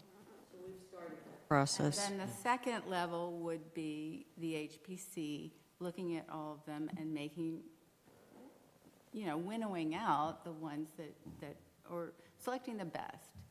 And then the final review would be, say, a panel of 3 expert judges, architectural historians, people like that from outside of Cape May, who would decide who the winners are. And then when that's announced, that it's kind of like the Preservation New Jersey 10 Most Endangered or a National Trust Award. It has a much wider effect than if we keep this in-house. I mean, we've had so many fuzzy hearings, like things where people don't quite understand what we're trying to tell them. And this is something that could be very clear and done from a point that is confirming our work, but also expanding it. Janice, can I add something? Just, and this is almost not a legal thing, but it kind of is in the sense that Jim brought up, which is that primarily this is a board that's making decisions on applications going forward. The idea that, but also, promoting and evangelizing preservation is one of the, it's actually the last purpose under the municipal land use law and in our city code too, is like promoting, educating, that kind of thing. And I see this as a function of that. But what you pointed out is HPC and the city, or HPC acting as sort of like a gatekeeper for, if these 5 projects were able to get award, will we be okay with that? Are they eligible? Do they meet the standards? And then leaving the ultimate decision and award up to, kind of independent a panel of judges. I think that provides a good framework and almost like it makes it less political, takes the HPC out of it, takes the city out of it, and you have this independent panel making a selection based on their expertise and based on the HPC saying, you know what, these are past the smell test and get to the point of being eligible for award and leaving that. I think I'm off the train on that, Chris. I really am. I'm off the train on it. I don't think there's justification for going beyond this body at this point. I'd like to structure this so that we had the detailed rules and things that we're going to do to administer the awards. I think that the promotion of what the HPC does can be done by us. I'm not stranger to writing press releases and dealing with the press and dealing with the outside. Is the city a different body? Does it have more effective clout? Yeah, in most ways it does. But that doesn't mean that these awards can't be dealt with internally. Well, under that framework I just described, it also doesn't prevent the HPC from setting up the rules of the board game, so to speak, so that any body. Well, that would be my minimum. I mean, that would be my minimum. That's what I mean. I mean, here's the criteria, here's the judging sheet, like all those types of things. It's like a board game you can just pass along to the next crew so that it's not stuck in somebody's head and then the awards die because nobody know how to do it. And that could be, even in that framework where you decide the threshold and then move to the next one, that could be part of it. But, I think, I know phase 2 is where we basically will review what's been suggested for the awards. And I mean, so basically it's a blessing or an imprimatur for what's going to move forward. But, sometimes we have these experts that come in front of us and they argue against what we want to do to help get something that's not appropriate for the town. So, I mean, if you're going to do this, we'd have to be very careful with who these experts are. And, I think that the HPC just needs a little more teeth than a blessing somewhere along in the process, particularly towards the end. I believe it's an HPC award program should be done by the HPC. We're the ones, we look at all these files over and over. We talk to people. We know what the property looked like when it began. We know what it looks like at the end. And we're the ones that are setting up the end product. And then we should be able to say who did the best job. And if you want to get somebody, as I said in a letter, somebody from the state to participate in the final selection, that kind of expertise. But going outside, getting experts, first off, we're going to have a financial issue because I don't know what expert is going to look at hundreds of files or something and determine who's the best. By the time it goes to an expert, there might be 3 choices. That's it. Well, No, then we don't need the expert. I mean, I think we ultimately, there'll be, Excuse me. I think that there's a lot of conflict of interest here, or perceived conflict of interest. And maybe that's because I come from a city, I work in a hospital, et cetera, et cetera. But if the HPC is awarding its own awards to its own people that they've reviewed the applications, I think that really will be perceived by the public as a conflict of interest. I agree. whoa. That's not, I don't think that's what's being said. What Warren, I think, is saying is we have a large body of things we can cull from. That doesn't preclude, again, by the rules that I don't know yet, doesn't preclude going anywhere else. I don't see it as a conflict of interest. I see it as an exercise of expertise. I really don't see we're conflicted. Maybe you can talk a little bit about, I mean, you had a lot more process, because I've been part of this as well. There's been 4 of us involved. Pip has done a lot of work. I think she's organized a lot of the things you're asking about, Jim. Janice and I have spent 2 afternoons culling through 2 years of full commission applications. Great. Janice has entered them all into a database. We have already called out things that we don't want to consider. And so we've already started to cull it. I agree. What you're saying is we've got a good start. Many. We've got a good start, is what you're saying. That, to me, is what you're saying. There's a good start. I think there's a good start. You've got 3 people that made some effort to begin to sketch out the parameters. I have a lot of thoughts about too many awards and too many people and too frequently. I recall very clearly the last award that this body gave, a ceramic award. I won't say too much in public to diminish the person the property that received it, but we were struggling just to find somebody who deserved an award. And finally, we settled and we gave the cream of the crop an award. We then, the next year, we had no one, and we decided not to give the award, that we would pick it up and do it the next year. And of course, that resulted in never picking it up and never doing it. What was the last year that the awards were actually given? I tried to find that, but I couldn't see it. I can. A long time It ago. I have them in precedes my- my I'm two- gonna- precedes After what I my just said, precedes wait a my minute. 2 It terms. was before 2010. After what I just, wait a minute, guys. I want to say before 2015. Can we just stop for a second? Because I just said we gave, the last award was, we were pushing to find somebody that was good enough. Now, if we start giving out the dates, that person will know. Well, I don't think we have, Warren. We have been totally vague So, anyway. about the. It seems like you've given us some framework. You've given us a start. I think we need an HPC award. I think we should have a standing HPC team to do this. And I would nominate someone. And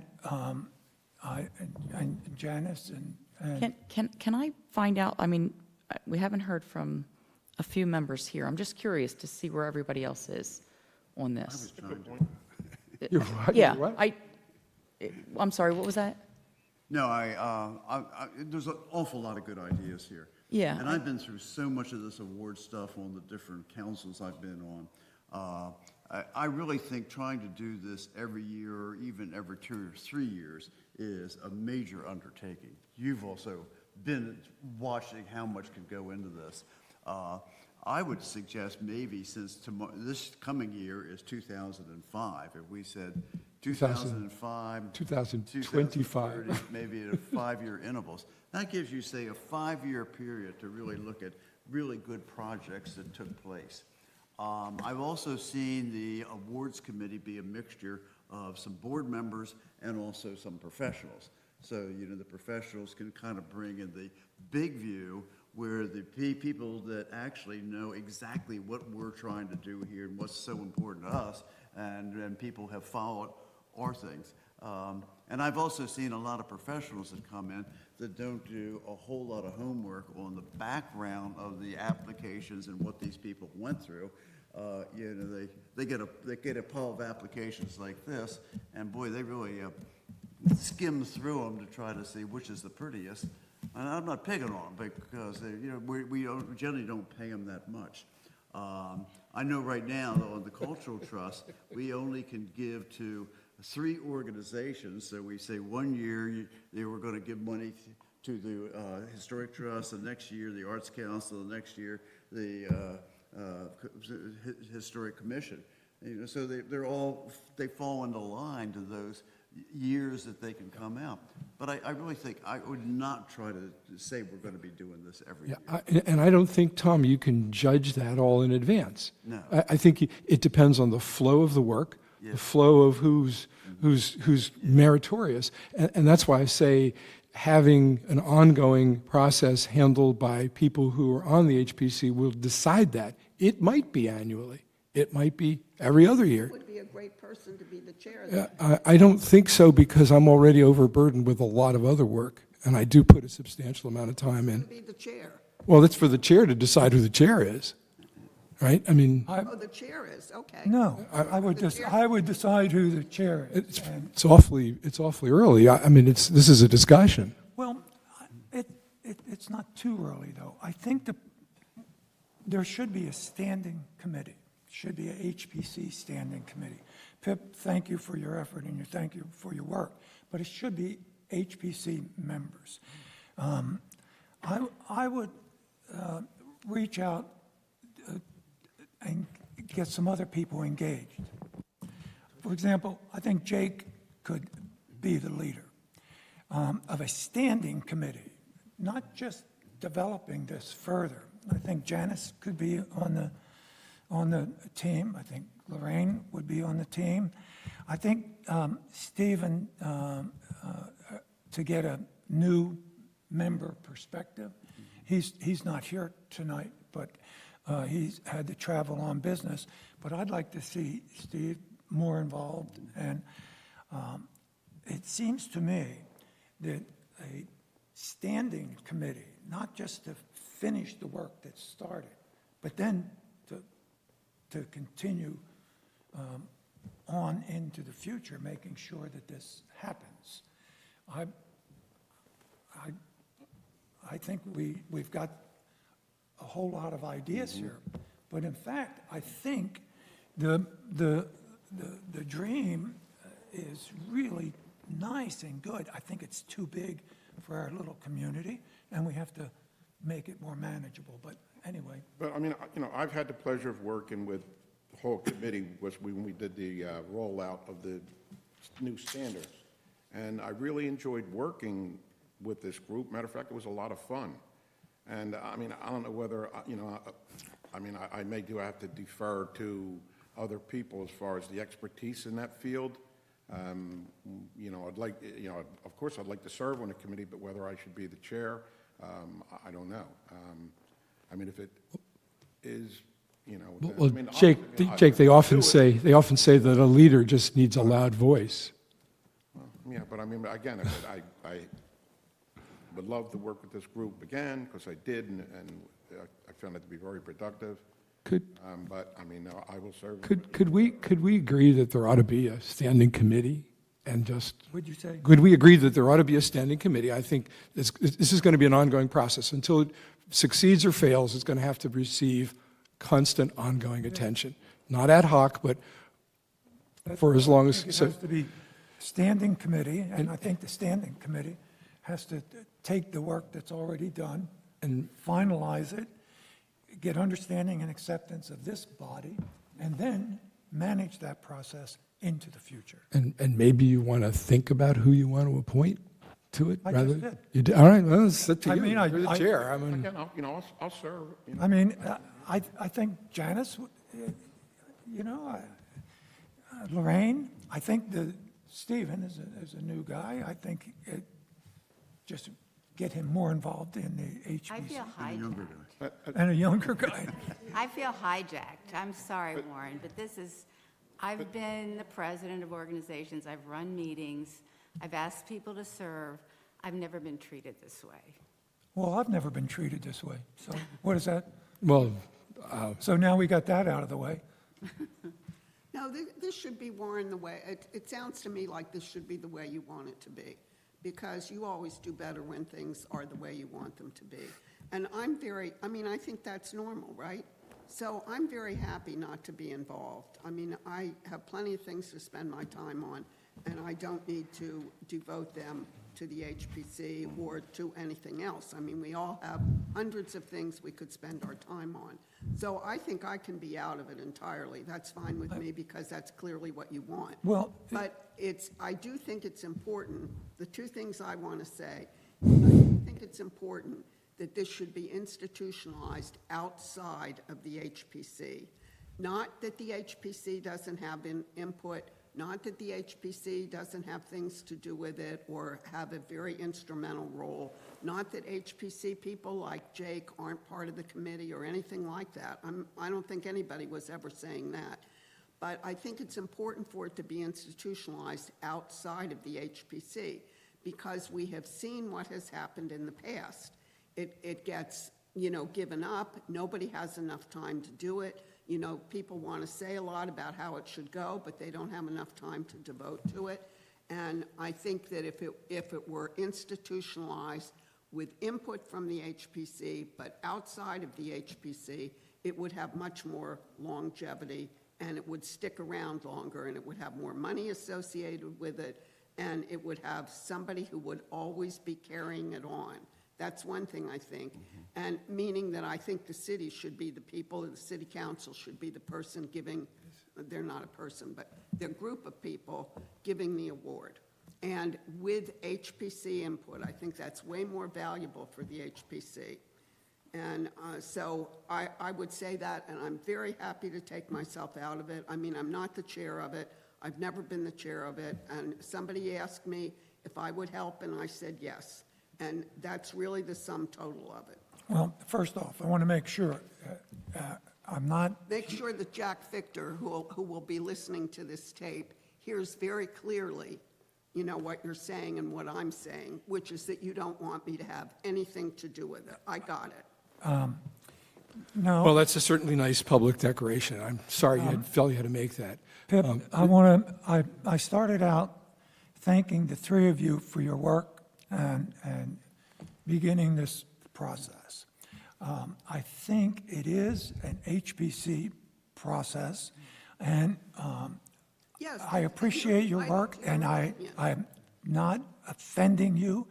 It's not something that I want. It's that it's an HPC issue.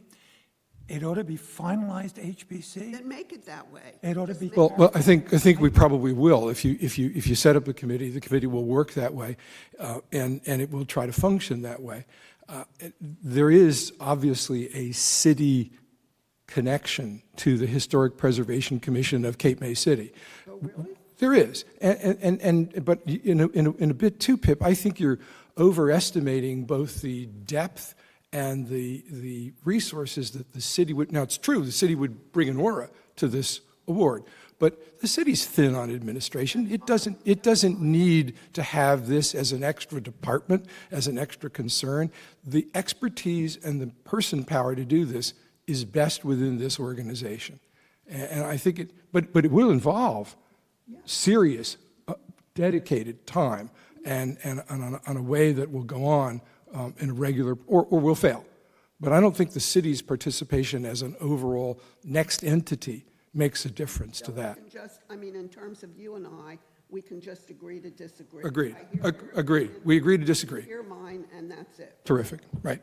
The only thing is, Pip, I don't want you leaving here thinking that I've set out to offend you. I'm the one, I don't think you set out to offend me. I reached out to your expertise and reintroduced you to the HPC, and you were on a member and did some excellent work while you were a member.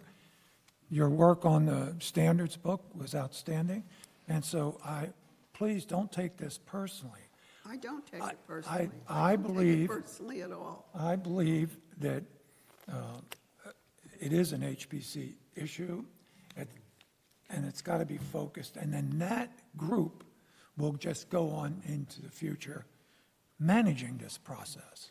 So the three of you have made a great start, and now I think we have to The continue. only problem, is that I refuse to do it unless we do it the way we designed it. Yeah. I will not be. Good, okay, able so. Well, that's certainly said in the spirit of cooperation. No, it's just rude. I mean. Rude? It's rude to ask a volunteer who's already devoting a lot of their personal time to this organization to expect that they're going to take on a huge job and then to undermine them when they do their due diligence, they do a lot of work, they make a proposal in all good faith, and to have it completely just tossed out the window, really. I don't, Janice, I'm not sure I see how you see this being tossed out the window. It's being reformulated into an HPC, I mean, you may disagree that that's the best way to go forward, and it's up to you to decide whether you want to participate, but that doesn't mean your talents can't be used inside an HPC committee. What would you have done differently if this went outside the HPC as a citywide award than you would do as a member of the committee? It would be a much larger team. Why do you say that? Do you think the city's got lots of people? I actually do. Do you think the city's got lots of folks to? If I was the chair of the Right? committee, Mhm. Pip was for the Yep. HPC design, Mhm. I would build the stakeholders from a wider. For the city, and I've been involved. I work for the city. I also work for HPC. When you I've say been the working with stakeholders, Lorraine, Janice, she's on council. I see this as a joint project between the city and this committee. And why we would not include the city in the project is beyond me. We're including Lorraine in the. No, hang on. Because the way that we went about researching this, it included quite a few municipalities around the state of New Jersey. None of them have the HPC that are organizing, designing, coming up with the criteria of doing this. And that's the reason we ended up doing this framework this way. And I totally disagree. I don't want to be part of it because it is a perceived conflict of interest. If we're going to be approving applications, It'd be a conflict. if we're going to be approving applications, and then we're going to go and judge the applications that we're either approving or denying. but Lorraine, all that does is it says, here's a body of 500 applications. Of those, 2 or 3 are superlative. You would be so lucky if you had 500. No, I'm just to correct my numbers. Here's a few dozen applications. I disagree. I disagree. So, I just think that there's a conflict there. When we looked at a lot of other municipalities, they didn't do this. They didn't organize this awards program this way, and we looked at quite a few. I'm sure you did, but there are very few historic preservation commissions in the state of New Jersey that are as well organized, as deeply rooted, as deep as this commission is. And it's really a benefit that this city has that. We're up on the level of major New Jersey cities with respect to the expertise that occur at this meeting. I don't disagree with you Okay, that so- we have expertise on this board. I think deep down, we're all kind of fearing that we're going to create something that's bigger than we all can handle. I mean, I'm feeling that, you know, because Oh, yeah. all of us have so many other things going in our Yeah. lives that we say, well, I'm going to give this much time to HPC. And when we start talking. But Janice said something very interesting, and that was that in doing the work she thought she'd be doing, she'd be broadening stakeholder participants. And I don't see why an HPC committee can't reach out for that same kind of input. Am I missing something? So you're suggesting that the HPC would be the dominant or the generative, and that we would bring other people in? Well, you've already shown that we probably, from time to time, will need expertise, okay? So that's one, but what prevents a committee with you and Jake or Lorraine, if she wants to serve, but any three members of the HPC, what prevents that committee from bringing in what input it thinks it needs, makes its rules, and brings in the input it thinks it needs in order to develop the awards? I don't see, and what I don't think is, when you get beyond the HPC, I think you're relying on a city administration to carry things forward that has so much else to do that it will really not be a successful path to finalize these awards. If there's going to be appropriations, let them come to the HPC. Let us increase our budget. You know, let us get the money to do what we have to do. But I don't think your belief that other than the aura of a city label and city prestige, I don't think you're going to find anything practically different in the way these rules could be administered. You'll be a functioning member of an HPC committee standing to give awards. I just don't see that this beyond stuff is that important. You can. I disagree. So I think one thing, maybe this is maybe even not even worth saying, but one of the things I think you're missing is that we did a lot of research. We didn't come up with this thing off the top of our head based on what we think or what we don't think or whatever. We did a lot of research by looking at a lot of organizations, not just HPCs, but HPCs, cities, lots of cities give these awards, and historic associations or, you know, commissions like this, like some of these state commissions give awards. And we also looked at private organizations like Preservation New Jersey.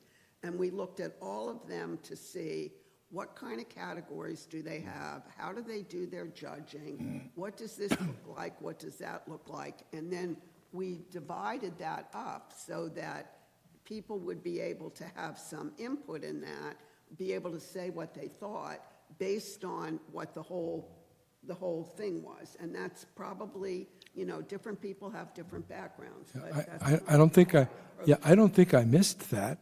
Okay, I'm sorry. Yeah, I don't think I missed it, and I respect you for, because I know you're a thorough researcher, and I know you go into your material extremely deeply, and you come up with good conclusions. We're just in a different world of where that expertise would be applied. I mean, was this something, there's a lot of diverse opinions around the table. Is this something maybe we should call for a special meeting, all members must attend, and, you know, get input of those not He's already appointed a committee. I think we need to discuss it further. I really do. Well, I draw on experience as a founding president of a Main Street organization. And Main Street is a program that tries to build respect for historic preservation in downtown and draws on a lot of stakeholders. And in the process of working with that model, I really felt that we did that. And when I came to this board for about a year and sat as a member of the public to make sure that something disastrous didn't happen to a little house behind me, I was surprised at how the board worked and how some of the architects even seemed to completely disregard the standards, not really understand what a contributing structure was. And I wondered, how can this be? We're a national landmark city, How can a group of sincere, hardworking preservationists be so misunderstood? And then when I was working on our own project, from tradespeople, I heard again and again horror stories of a 90-year-old woman who couldn't get a generator because it was in the, or a board member who had somebody take out something from their house and then did the same thing on theirs. There's a lot of bad press about the HPC. And there's a lot of people trying to figure out, how can I do what I want to do on the weekend under the radar so that, it's not that big of a deal, it's up to code, it's just not perfect. So this is what I've been hearing all through 2018. And I stood up in December of 2018 and I said, you guys are doing a great job, but you need a PR program because the word of mouth on the street is not good. And the former mayor called me up and asked me for my opinion. And I thought, since I'm a communications professional and I have a lot of other things going on, I'll just give him a list. And my husband says, no, he's going to ask you to be on the HPC. I said, no, he isn't. Oh, yes, he was. Yeah. And sure enough, he asked, and I'm like, oh, no. But I mean, I have to go back there. and Janice, a lot of that stuff. So here I am, No, 5 years and later, and I started to put my heart into something that I believe in, which is to broaden the stakeholders and to work with the city. And that's why I said I felt hijacked, Warren, because I must admit, I'm a little lost at why you wouldn't want to continue to try to develop that program with a standing committee instead of an ad hoc, three people. a standing committee that's based on the structure that we researched, that we believe is the most effective for the city of Cape May. I will definitely stay on that committee, but I will not head or work on a committee that wants this to stay in this little group. I think that's the problem. I think it's a perception problem. I think we work hard. What if it's a standing committee to make a proposal to the full board that everybody can vote on? There we go. Full board's here, too. Yeah, the standing. We'll be sitting on that. No, but You know, it can be that, and then everybody can just hear it out and say, you know what, I like that, or it's not going to work. There is a lot of merit in talking about the image of the HPC, which has been not the greatest, and from time to time has been worse than not the greatest. And recognition of the merits of an award would presumably boost the reputation to know that we reward things that are good as opposed to punish things that are bad. I don't think that means that you have to go to the city of Cape May and say, confer those awards. What you need to do is improve. I mean, we certainly could use better PR, right? We certainly could use better public relations. You don't need the city to do that. We need to do that. And if we're going to give awards, we need to give the awards the best. We need to work with the city. I'm not, I don't deny that it's not like we're shutting off the city. What we're talking about is the heavy lifting, and for the heavy lifting, the credit for doing the awards. They are historic preservation awards. I'm really not worried about credit personally. Well, that's what helps. That's what helps the body. I mean, and it's getting to the point where I'm, losing my. People on city council want credit for lots of things going on in town. And I'm sure they'll to do this, what we put together, and bringing them in on at least doing presentations and things like that is a real good idea. I mean, everybody likes to be noticed and liked and appreciated, and bring them in on that. Yeah, I'm not arguing. Chris's suggestion, and I think it's getting really late. Yeah. I don't like Chris's suggestion, but I agree it's getting really late. Well, one thing Pip brought up, but I thought was, So that's a no. That's a no. yeah, I mean, Pip did did give us quite a few lists of things that awards could go for.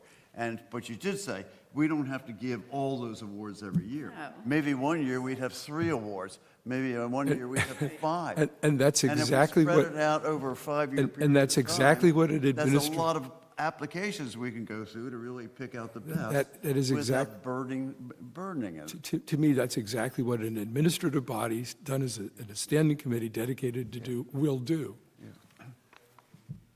So we're going to adjourn, huh? Well, soon, I hope. To be continued. The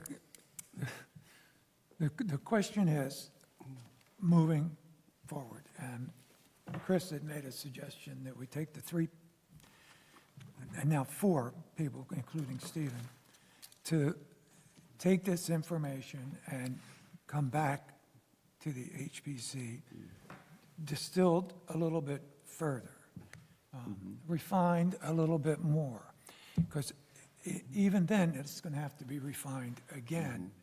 The idea is to establish an awards program that will last for years to make it worthwhile. And it can't be done, and like by December or something, I don't think. So if you're not willing to participate, Janice. No, she's not saying That's your decision. But it seems like if the 4 of you were to get together and meet and maybe a month or something, or maybe after you meet for a while, give us an idea of when you're ready to come back to the HPC with a presentation. The work that you've already done is high quality, and I appreciate it. Personally, we can't do that many awards every year. And we can't have a big dinner every year, in my estimation, from a budget standpoint. We struggled with finding someone to give an award to before. And we had an ad hoc way of doing it, and that led to some of that. And so you're providing some structure, but I think you've moved the ball to the next level, and now we need another enhanced group to come back and move it to the next level and see if we can put something in place that'll stand the test of time.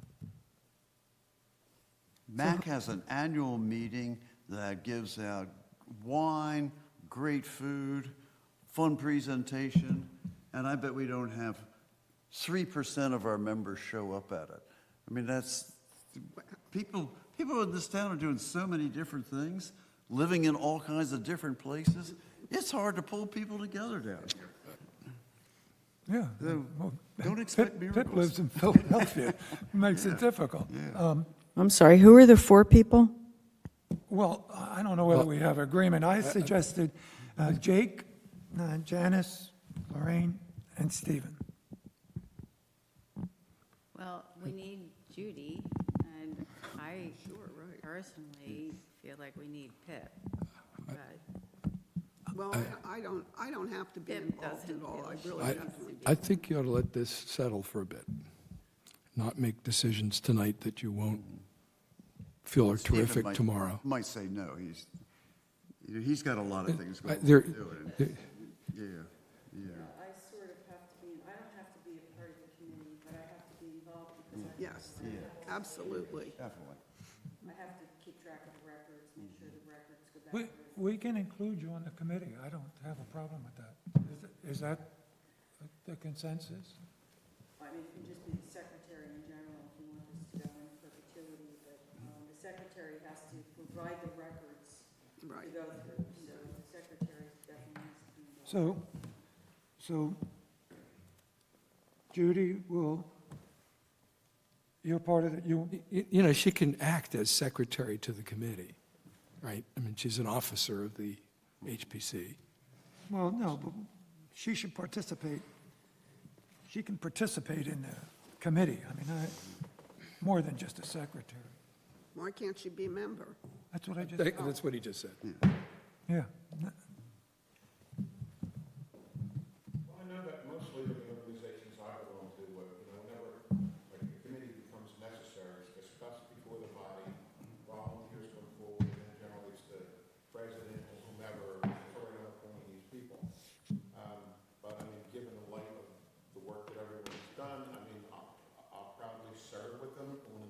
committee, but I mean, because now we're giving it the stamp, all right, this is an official committee, but taking into effect everything that has been done with this committee so far. Lorraine, how about you? I'm not processing. I'll meet once with the committee just to see the direction, but I still feel it's a conflict of interest. I really do. And I'm just going to reserve that at this point. I'm not sure I have the time or the will to keep on this committee if you two, who I've been working with, are not actively involved in it. I mean, it's an interesting project, but it's a big project. I'm in the process of moving.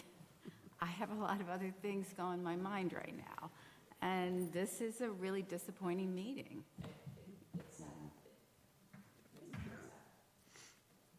I mean, is there a way that we could table this and come back? I mean, right now, Do you really expect to settle this at 10 o'clock? You're not. And it's just going to require further discussion. As far as I can tell, we've determined there ought to be a standing committee. We haven't decided who will be members of it because they haven't agreed to serve. So, That's a pretty good summary. well, you know me, I'm so short in my summary. Let's let the smoke settle Right. and get a little fresh start on it. Do I have a motion to adjourn? Tom? Yep.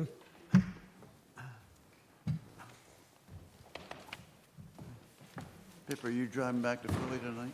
No. Yeah. You're not good, are you, you're staying there, huh? Yeah, yeah. I worry about you guys at late at night. Well, I never. In these deserted I woods. crash airplanes. You can crash a plane. You're still open, all right.